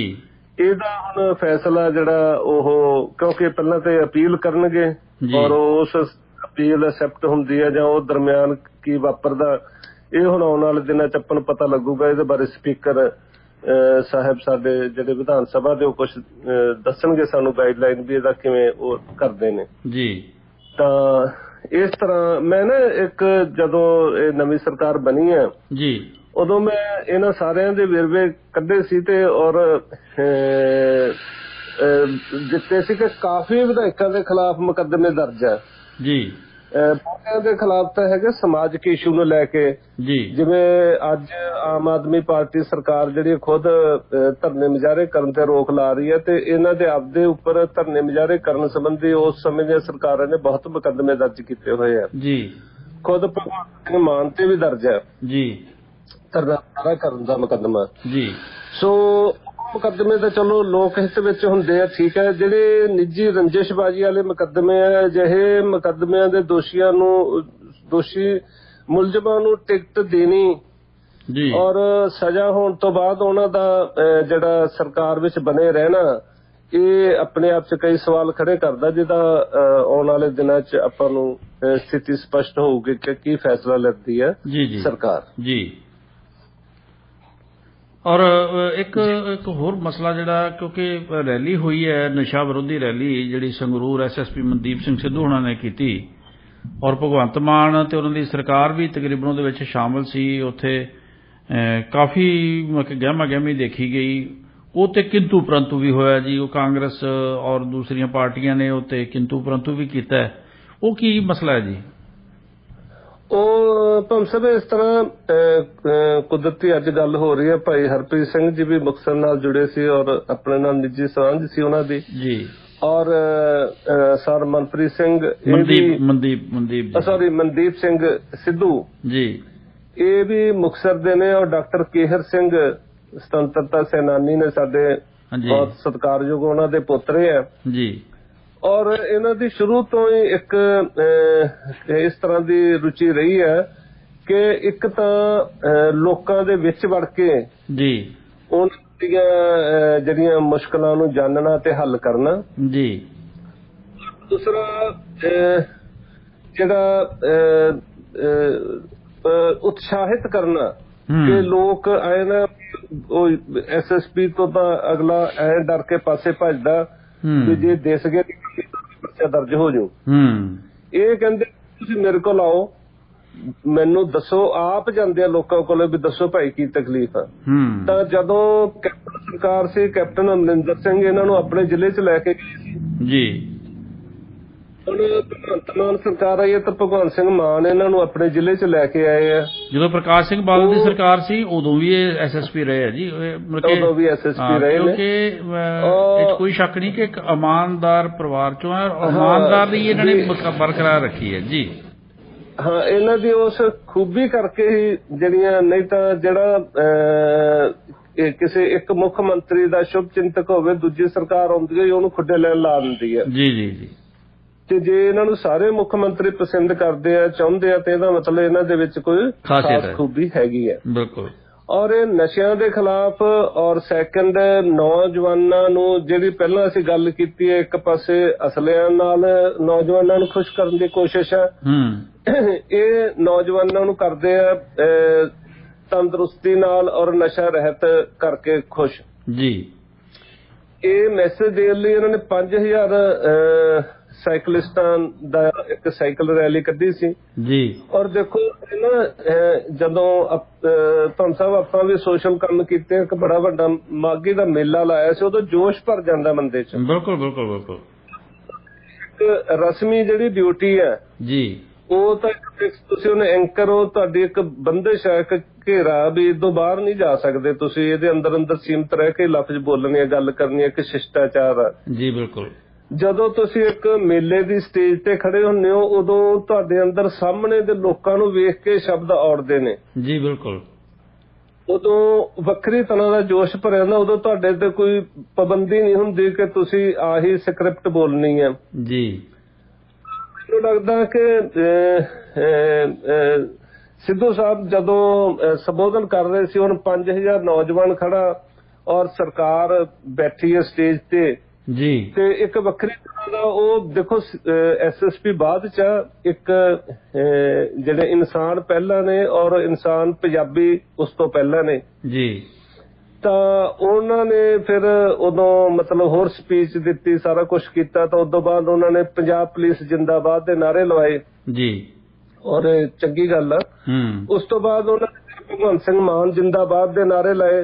ਜਦੋਂ ਸਾਡੇ CM ਇੱਕ ਅਫੀਸਰ ਜਿਹੜੇ ਆ ਉਹਨਾਂ ਦਾ ਤਾਂ ਪ੍ਰੋਟੋਕਾਲ ਵੀ ਇਹੀ ਆ, ਉਹਨਾਂ ਨੇ ਸਲੂਟ ਮਾਰਨਾ ਹੁੰਦਾ ਜੀ ਆਪਣੇ ਜਿਹੜਾ ਰਾਜਸੀ ਜਿਹੜਾ ਸੱਤਾਧਾਰੀ ਆਗੂ ਨੂੰ ਜੀ ਸਰਕਾਰ ਦੇ। ਤਾਂ ਔਰ ਇਸ ਗੱਲ ਨੂੰ ਲੈ ਕੇ ਜਿਹੜੀਆਂ ਹੁਣ ਵਿਰੋਧੀ ਸਿਆਸੀ ਧਿਰਾਂ ਨੇ ਕਾਂਗਰਸ ਜਾਂ ਹੋਰ ਜੀ ਉਹ ਹੁਣ ਤਰ੍ਹਾਂ ਦੇ ਕਮੈਂਟ ਕਰਦੀਆਂ ਨੇ, ਉਹ ਹਾਸੋਹੀਣੇ ਜਿਹੀ ਹੈ। ਇੱਕ ਕਾਂਗਰਸੀ ਨੇ ਕਮੈਂਟ ਕੀਤਾ ਸੀ ਕਿ ਕਿਉਂਕਿ ਹੁਣ ਸੰਗਰੂਰ ਤੋਂ ਲੋਕ ਸਭਾ ਦੀ ਜਿਹੜੀ ਚੋਣ ਹੋਣੀ ਹੈ, ਚੋਣ ਹੋਣ ਲੱਗੀ, ਉਹ ਕਹਿੰਦੇ ਵੀ ਮਨਦੀਪ ਸਿੰਘ ਸਿੱਧੂ ਲੋਕ ਸਭਾ ਦਾ ਜਿਹੜਾ ਟਿਕਟ ਦਾ ਦਾਅਵੇਦਾਰ ਬਣ ਗਿਆ ਨਾਅਰਾ ਲਾ ਕੇ ਜੀ। ਇਸ ਤਰ੍ਹਾਂ ਪਰ ਮੈਨੂੰ ਇਹਦੇ ਵਿੱਚ ਕੋਈ ਬੁਰਾਈ ਨਹੀਂ ਲੱਗਦੀ, ਕੋਈ ਬੁਰਾਈ ਨਹੀਂ ਲੱਗੀ। ਸਰਕਾਰ ਵੇਖੋ, ਸਰਕਾਰ ਜੇ ਤਾਂ ਕਹਿੰਦੇ ਵੀ MLA ਭਗਵੰਤ ਮਾਨ ਜਿੰਦਾਬਾਦ ਫਿਰ ਤਾਂ ਗੱਲ ਠੀਕ ਸੀ। ਮੁੱਖ ਮੰਤਰੀ ਹੈ, ਸਰਕਾਰ ਹੈ, ਸਰਕਾਰ ਦੇ ਨੌਕਰ ਹੈ ਉਹ ਸਰਕਾਰ ਦੀ ਤਾਂ ਬੱਲੇ ਬੱਲੇ ਹੋਣੀ ਹੈ ਜੀ। ਨਾਲੇ ਇੱਕ ਪਬਲਿਕ ਜਲਸਾ ਹੋ ਰਿਹਾ ਨਾ, ਦੇਖੋ ਕਿਸੇ ਸਮੇਂ 'ਚ ਮੁੱਖ ਮੰਤਰੀ ਸਾਹਿਬ ਪ੍ਰਕਾਸ਼ ਸਿੰਘ ਬਾਦਲ ਹੁੰਦੇ ਸੀ ਤਾਂ ਅਫਸਰਾਂ ਦੀ ਕੁਰਸੀ ਦੇ ਮਗਰ ਪ੍ਰਕਾਸ਼ ਸਿੰਘ ਬਾਦਲ ਦੀ ਵੱਡੀ ਫੋਟੋ ਹੁੰਦੀ ਸੀ। ਕੈਪਟਨ ਹੁੰਦਾ ਸੀ ਤਾਂ ਕੈਪਟਨ ਦੀ ਫੋਟੋ ਹੁੰਦੀ ਸੀ, ਕਿਉਂਕਿ ਉਹ ਜੋ ਸਰਕਾਰ ਨੇ ਦਿਸ਼ਾ ਨਿਰਦੇਸ਼ ਦੇਣੇ ਆ ਉਸ ਤਰੀਕੇ ਨਾਲ ਹੀ ਉਹਨਾਂ ਨੇ ਕਰਨੇ ਆ। ਸਰ ਸੁਖਬੀਰ ਸਿੰਘ ਬਾਦਲ ਦੇ ਘਰ ਜਦੋਂ ਬੇਟਾ ਹੋਇਆ ਤਾਂ ਸਾਰੇ ਪੁਲਿਸ ਸਟੇਸ਼ਨਾਂ ਤੇ ਲਾਈਟਿੰਗ ਕੀਤੀ ਗਈ ਸੀ। ਇਸ ਤਰ੍ਹਾਂ ਜਿਹੜਾ ਸਰਕਾਰ ਆ ਜੀ ਉਹਦੇ ਜਿਹੜਾ ਸਰਕਾਰ ਦਾ ਬੌਸ ਆ ਉਹ ਜਿਹੜੀ ਅਫਸਰਸ਼ਾਹੀ ਆ ਉਹਦਾ ਬੌਸ ਆ, ਉਹਦੀ ਖੁਸ਼ੀ 'ਚ ਖੁਸ਼ ਹੋਣਾ, ਉਹਦਾ ਸਤਿਕਾਰ ਦੇਣਾ ਅਫਸਰਾਂ ਦਾ ਇੱਕ ਫਰਜ਼ ਵੀ ਆ। ਔਰ ਸੈਕੰਡ ਜੇ ਮਤਲਬ ਅਸੀਂ ਇਹ ਕਹੀਏ ਵੀ ਉਹਨਾਂ ਨੇ ਤੁਰੇ ਜਾਂਦਿਆਂ ਸੜਕ ਤੇ ਖੜ ਕੇ ਨਾਅਰੇ ਲਾਏ ਭਗਵੰਤ ਮਾਨ ਨੂੰ ਦੇਖ ਕੇ ਤਾਂ ਉਹ ਸਵਾਲ ਬਣਦਾ। ਜੇ ਇੱਕ ਜਲਸੇ ਦੇ ਵਿੱਚ ਇੱਕ ਜਿਹੜੀ ਇਸ ਤਰ੍ਹਾਂ ਦੀ ਸਾਈਕਲ ਰੈਲੀ ਦੇ ਦੌਰਾਨ ਖੁਸ਼ੀ ਦੇ ਵਿੱਚ ਤੇ ਨੌਜਵਾਨਾਂ ਦੇ ਵਿੱਚ ਜੋਸ਼ ਭਰਨ ਦੇ ਲਈ ਇਸ ਤਰ੍ਹਾਂ ਦਾ ਕੀਤਾ ਗਿਆ ਤੇ ਕੋਈ ਐਡਾ ਸਾਈਕਲ ਰੈਲੀ ਇਹਨਾਂ ਨੇ ਪਟਿਆਲੇ ਵੀ ਕੀਤੀ ਸੀ ਜੀ, ਪਟਿਆਲੇ ਵੀ ਕੀਤੀ, ਇਸ ਤੋਂ ਪਹਿਲਾਂ ਸੰਗਰੂਰ ਕੀਤੀ, ਅਕਾਲੀ ਸਰਕਾਰ ਵੇਲੇ ਵੀ ਕੀਤੀ। ਇਹਨਾਂ ਨੇ ਨਸ਼ਿਆਂ ਵਿਰੁੱਧ ਰੈਲੀ ਜਿਹੜੀ ਆ ਉਹ ਕੈਪਟਨ ਅਮਰਿੰਦਰ ਸਿੰਘ ਦੀ ਸਰਕਾਰ ਵੇਲੇ ਵੀ ਕੀਤੀ, ਉਹੀ ਰੈਲੀ ਇਹਨਾਂ ਨੇ ਹੁਣ ਵੀ ਕੀਤੀ ਹੈ। ਹਾਂ, ਹੁਣ ਕੋਈ ਖਾਸ ਗੱਲ ਤਾਂ ਨਹੀਂ ਹੈ ਨਾ ਵੀ ਲੱਗੇ ਆਪਾਂ ਕਹਿ ਦਈਏ ਵੀ ਹੁਣ ਕੋਈ ਇਤਰਾਜ਼ ਵਾਲੀ ਗੱਲ ਹੋ ਗਈ ਹੈ, ਨਸ਼ਿਆਂ ਵਿਰੁੱਧ ਇਹ ਕੰਮ ਕਰਦੇ ਹੀ ਹੈ। ਬਿਲਕੁਲ ਪੱਤਰਕਾਰ ਵਜੋਂ ਸਾਨੂੰ ਦਿਸ ਜਾਂਦਾ ਕਿ ਕਿਹੜਾ ਅਫਸਰ ਕਿੱਥੋਂ ਬੋਲਦਾ। ਇਹਨਾਂ ਨੂੰ ਇਹ ਤਾਂ ਹੈ ਨਹੀਂ ਕਿ ਭਗਵੰਤ ਮਾਨ ਨੂੰ ਖੁਸ਼ ਕਰਕੇ ਇਹਨਾਂ ਨੇ ਕੋਈ ਅਹੁਦਾ ਲੈਣਾ, ਅਹੁਦੇ ਤਾਂ ਇਹਨਾਂ ਕੋਲ ਪਹਿਲਾਂ ਹੀ ਹੈਗਾ। ਬਿਲਕੁਲ। ਔਰ ਬਕਾਇਦਾ ਭਗਵੰਤ ਮਾਨ ਨੇ ਇਹਨਾਂ ਨੂੰ ਸੱਦ ਕੇ ਜੀ ਪਹਿਲੇ ਦਿਨ ਹੀ ਮਤਲਬ ਇਹ ਅਹੁਦਾ ਦਿੱਤਾ ਵੀ ਤੂੰ ਇੱਥੇ ਸੰਭਾਲਣਾ। ਇਹਨਾਂ ਨੂੰ ਇਹ ਵੀ ਕੋਈ ਫਿਕਰ ਨਹੀਂ ਕਿ ਮੈਨੂੰ ਇੱਥੋਂ ਬਦਲ ਦੇਣਗੇ। ਨਹੀਂ, ਮੈਨੂੰ ਦੱਸਿਆ ਉਦੋਂ ਮਨਦੀਪ ਸਿੰਘ ਸਿੱਧੂ ਨੇ, ਕਹਿੰਦਾ ਕਿ ਮੈਂ ਆਖਿਆ ਸੀਗਾ ਵੀ CM ਸਾਹਿਬ ਰਹਿਣ ਦਿਓ, ਤੁਸੀਂ ਮੈਨੂੰ ਨਾ ਲਾਓ ਜੀ, ਮੈਂ ਕੰਮ ਇੱਥੇ ਨਹੀਂ ਕਰਨਾ ਚਾਹੁੰਦਾ, ਵੀ ਮੈਂ ਤਾਂ ਜਿੱਥੇ ਹੈਗਾ ਜੀ ਉੱਥੇ ਠੀਕ ਹੈ IRB 'ਚ। ਪਰ ਉਹ ਕਹਿੰਦੇ ਕਿ ਵੀ ਨਹੀਂ, ਜਦੋਂ ਇਹ ਆਰਡਰ ਹੈ ਤੈਨੂੰ ਮੰਨਣੇ ਪੈਣੇ, ਤੈਨੂੰ ਸੰਗਰੂਰ ਲੈਣਾ ਹੀ ਪੈਣਾ। ਉਹ ਕਹਿੰਦੇ ਮੈਨੂੰ ਧੱਕੇ ਨਾਲ ਦਿੱਤਾ ਉਹਨਾਂ ਨੇ ਤੇ ਮੈਂ ਕੰਮ ਤਾਂ ਕਰਨਾ ਹੀ ਹੈ ਨਾ ਜੀ। ਕੰਮ ਦਾ ਤਰੀਕਾ ਹਰ ਬੰਦੇ ਦਾ ਵੱਖਰਾ ਵੱਖਰਾ ਤਰੀਕਾ ਹੁੰਦਾ ਤਰੀਕਾ। ਬਿਲਕੁਲ। ਸੋ ਅਸੀਂ ਮਤਲਬ ਸਾਨੂੰ ਇਸ ਗੱਲ ਦਾ ਮਾਣ ਆ ਕਿ ਉਹ ਮੁਕਤਸਰ ਦੇ ਨੇ। ਔਰ ਨਹੀਂ ਤਾਂ ਆਮ ਤੌਰ ਤੇ ਕੀ ਹੁੰਦਾ ਜੇ ਅਫਸਰ ਤੁਹਾਡੇ ਸ਼ਹਿਰ ਦਾ ਹੋਵੇ ਨਾ ਤਾਂ ਜਿਹੜੇ ਕੋਈ ਜਰਾਇਮ ਪੇਸ਼ਾ ਲੋਕ ਆ ਉਹਨਾਂ ਦੀ ਸ਼ਹਿਰ 'ਚ ਆਮਦੋ ਰਫਤ ਵੱਧ ਜਾਂਦੀ ਆ ਵੀ ਇਹਨਾਂ ਦੀ ਸਿਫਾਰਿਸ਼ ਲੱਭੋ, ਯਾਰ ਇਹ ਪੈਸੇ ਕਿਹਦੇ ਰਾਹੀਂ ਲੈਂਦਾ, ਕਿਹਦੀ ਮੰਨਦਾ, ਕਿਵੇਂ। ਪਰ ਇਹਨਾਂ ਦੇ ਸਾਡੇ ਸ਼ਹਿਰ ਦੇ ਹੋਣ ਦੇ ਨਾਤੇ ਸਾਡੇ ਕੋਲ ਲੋਕ ਵਡਿਆਈ ਤਾਂ ਕਰਦੇ ਆ ਪਰ ਕੋਈ ਇਹੋ ਜਿਹੀ ਸਿਫਾਰਿਸ਼ ਭਾਲਦਾ ਨਹੀਂ ਦਿਸਿਆ ਵੀ ਪੈਸੇ ਕਿਹਦੇ ਰਾਹੀਂ ਲੈਂਦੇ ਆ ਤੇ ਕਿਹਦੀ ਸਿਫਾਰਿਸ਼ ਮੰਨਦੇ ਆ। ਮੈਨੂੰ ਯਾਦ ਆ ਜੀ, ਮੈਂ ਇੱਕ ਵਾਰੀ ਕਿਸੇ ਦਾ ਕੰਮ ਕੀ ਕਰਵਾਇਆ, ਇਹਨੇ ਆਪ ਕਹਿ ਕੇ ਕੀਤਾ, ਮੈਨੂੰ ਸੱਦ ਕੇ ਮੈਨੂੰ ਰਾਤ ਨੂੰ ਫੋਨ ਕੀਤਾ ਵੀ ਯਾਰ ਉਹਨਾਂ ਦਾ ਪਤਾ ਕਰ, ਕਿਸੇ ਦੀ ਇੱਥੇ ਲੁੱਟ ਖੋਹ ਹੋਈ ਸੀ ਮੁਕਤਸਰ ਕਿਸੇ ਸੁਨਹਿਰੇ ਦੀ, ਮੈਂ ਉਹ ਬੰਦਿਆਂ ਦੀ ਤਲਾਸ਼ ਕਰਕੇ ਦਿੱਤੀ, ਇਹਨੇ ਉਹਨਾਂ ਦਾ 1.5 ਕਿਲੋ ਸੋਨਾ ਜਿਹੜਾ ਹੈ ਉਹ ਡਕੈਤ ਕੋਲੋਂ ਵਾਪਸ ਕਰਵਾ ਕੇ ਤੇ ਉਹਨਾਂ ਨੂੰ ਦਿੱਤਾ। ਔਰ ਉਹ ਬੰਦੇ ਮੈਨੂੰ ਕਹਿੰਦੇ ਵੀ ਆਪਾਂ ਮੇਰੇ ਨਾਲ ਚੱਲ ਵੀ ਆਪਾਂ SSP ਸਾਹਿਬ ਨੂੰ ਗਿਫਟ ਦੇ ਕੇ ਆਉਣਾ। ਮੈਂ ਕਿਹਾ ਵੀ ਜਿਹੜਾ ਤੁਹਾਡਾ 1.5 ਕਿਲੋ ਵਾਪਸ ਹੋਇਆ ਨਾ ਇਹਨੇ ਸਰਕਾਰੀ ਖਜ਼ਾਨੇ ਜਮ੍ਹਾਂ ਕਰਾ ਦੂਗਾ ਤੇ ਤੁਸੀਂ ਉਹਨੂੰ ਨਾ ਹੀ ਛੇੜੋ, ਠੀਕ ਹੈ ਨਾ। ਮੈਂ ਕਿਹਾ ਵੀ ਉਹ ਇਹੋ ਜਿਹਾ ਕੰਮ ਨਹੀਂ। ਹਾਂ ਤੁਸੀਂ ਫੋਕਾ ਧੰਨਵਾਦ ਜਾ ਕੇ ਕਰਿਆ, ਉਹ ਉਹਨਾਂ ਦੀ ਗੱਲ ਜਾਇਜ਼ ਹੈ, ਠੀਕ ਹੈ ਨਾ। ਵੀ ਜਾ ਕੇ ਧੰਨਵਾਦ ਕਹਿ ਰਹੇ ਹੋ ਵੀ ਜਨਾਬ ਤੁਸੀਂ ਬਹੁਤ ਮਿਹਰਬਾਨੀ ਕੀਤੀ ਸਾਡੀ, ਚਲੋ ਅਸੀਂ ਇੰਨੇ ਜੋ ਹੋ ਗਏ, ਸਾਡੇ ਪੈਰ ਲੱਗ ਗਏ। ਪਰ ਇਹ ਜੇ ਤੁਸੀਂ ਕਹੋ ਗਿਫਟ ਦੇਣਾ ਤੇ ਮੈਂ ਕਿਹਾ ਉਹ ਤੁਹਾਡੇ ਗੱਲ ਪੈ ਜਾਊਗਾ ਵੀ ਨਾ ਕਰਿਓ ਜਿਹੋ ਜਿਹੀ ਕੰਮ। ਜੀ ਕੋਈ ਹੋਰ ਅਫਸਰ ਹੁੰਦਾ 1.5 ਕਿਲੋ ਚ ਪਾਈਏ ਹੀ ਵਾਪਸ ਆਉਣਾ ਸੀ, ਉਹਨਾਂ ਨੇ ਕਹਿੰਦਾ ਬਾਕੀ ਤਾਂ ਖੁਰਦ-ਬੁਰਦ ਹੋ ਗਿਆ ਬਾਈ। ਪਹਿਲੀ ਗੱਲ ਤਾਂ ਦੱਸਦਾ ਹੀ ਨਹੀਂ ਸੀਗਾ ਜੀ, ਉਹਨੇ ਦੱਸਣਾ ਹੀ ਨਹੀਂ ਸੀਗਾ। ਹੁਣ ਇਹਨੇ ਮੈਨੂੰ ਰਾਤ ਨੂੰ ਫੋਨ ਕਰਕੇ ਕਹਿੰਦਾ ਵੀ ਬੰਦਾ ਲੱਭ ਯਾਰ, ਕਿਹੜੇ ਸੁਨਹਿਰੇ ਦਾ ਲੁੱਟ ਖੋਹ ਹੋਈ ਹੈ। ਉਹਨਾਂ ਦਾ ਸਪੈਸ਼ਲ ਦੁਆਰਾ ਨਵੇਂ ਸਿਰੇ ਉਹਨਾਂ ਦਾ ਪਰਚਾ ਜੀ 1.5 ਸਾਲ ਬਾਅਦ ਅਸੀਂ ਪਰਚਾ ਦਰਜ ਕਰਵਾਇਆ ਉਹਦਾ। SSP ਬਠਿੰਡਾ ਨੂੰ ਕਹਿ ਕੇ ਇਹਨਾਂ ਨੇ ਪਰਚਾ ਦਰਜ ਕੀਤਾ ਔਰ ਫਿਰ ਉਹ ਜਾ ਕੇ ਤੇ ਉਹਨਾਂ ਦਾ ਮਸਲਾ ਹੱਲ ਹੋਇਆ ਸੀਗਾ ਤੇ 1.5 ਕਿਲੋ ਸੋਨਾ ਉਹਨਾਂ ਨੂੰ ਦਵਾਤਾ ਜੀ। ਜੀ ਗੁਰਸੇਵਕ ਜੀ ਸਾਡਾ ਸਮਾਂ ਜੀ ਜਿਵੇਂ ਕਹਿੰਦੇ ਆ ਨਾ ਵੀ ਕਿਸੇ ਦੀ ਥਾਂ ਸਹੁੰ ਲੈਣੀ ਬੜੀ ਔਖੀ ਹੁੰਦੀ ਹੈ ਜੀ, ਪਰ ਇਹਦੀ ਥਾਂ ਅਸੀਂ ਸਹੁੰ ਲੈ ਸਕਦੇ ਹਾਂ। ਇਸ ਬੰਦੇ ਦੀ ਇਮਾਨਦਾਰੀ ਤੇ ਕੋਈ ਸ਼ੱਕ ਨਹੀਂ ਕੀਤਾ। ਗੁਰਸੇਵਕ ਜੀ ਤੁਹਾਡਾ ਬਹੁਤ ਬਹੁਤ ਧੰਨਵਾਦ। ਔਰ ਕਿਉਂਕਿ ਸਮਾਂ ਹੋ ਗਿਆ ਔਰ ਮੈਨੂੰ ਬਲਦੇਵ ਸਿੰਘ ਭਾਮ ਨੂੰ ਵੀ ਦਿਓ ਇਜਾਜ਼ਤ ਜੀ। ਕੱਲ ਮਿਲਾਂਗੇ ਕਿਸੇ ਹੋਰ ਸ਼ਖਸੀਅਤ ਦੇ ਨਾਲ, ਕੋਈ ਹੋਰ ਨਵਾਂ ਵਿਸ਼ਾ ਲੈ ਕੇ। ਜਿਉਂਦੇ ਵਸਦੇ ਰਹੋ ਜੀ, ਧੰਨਵਾਦ ਜੀ।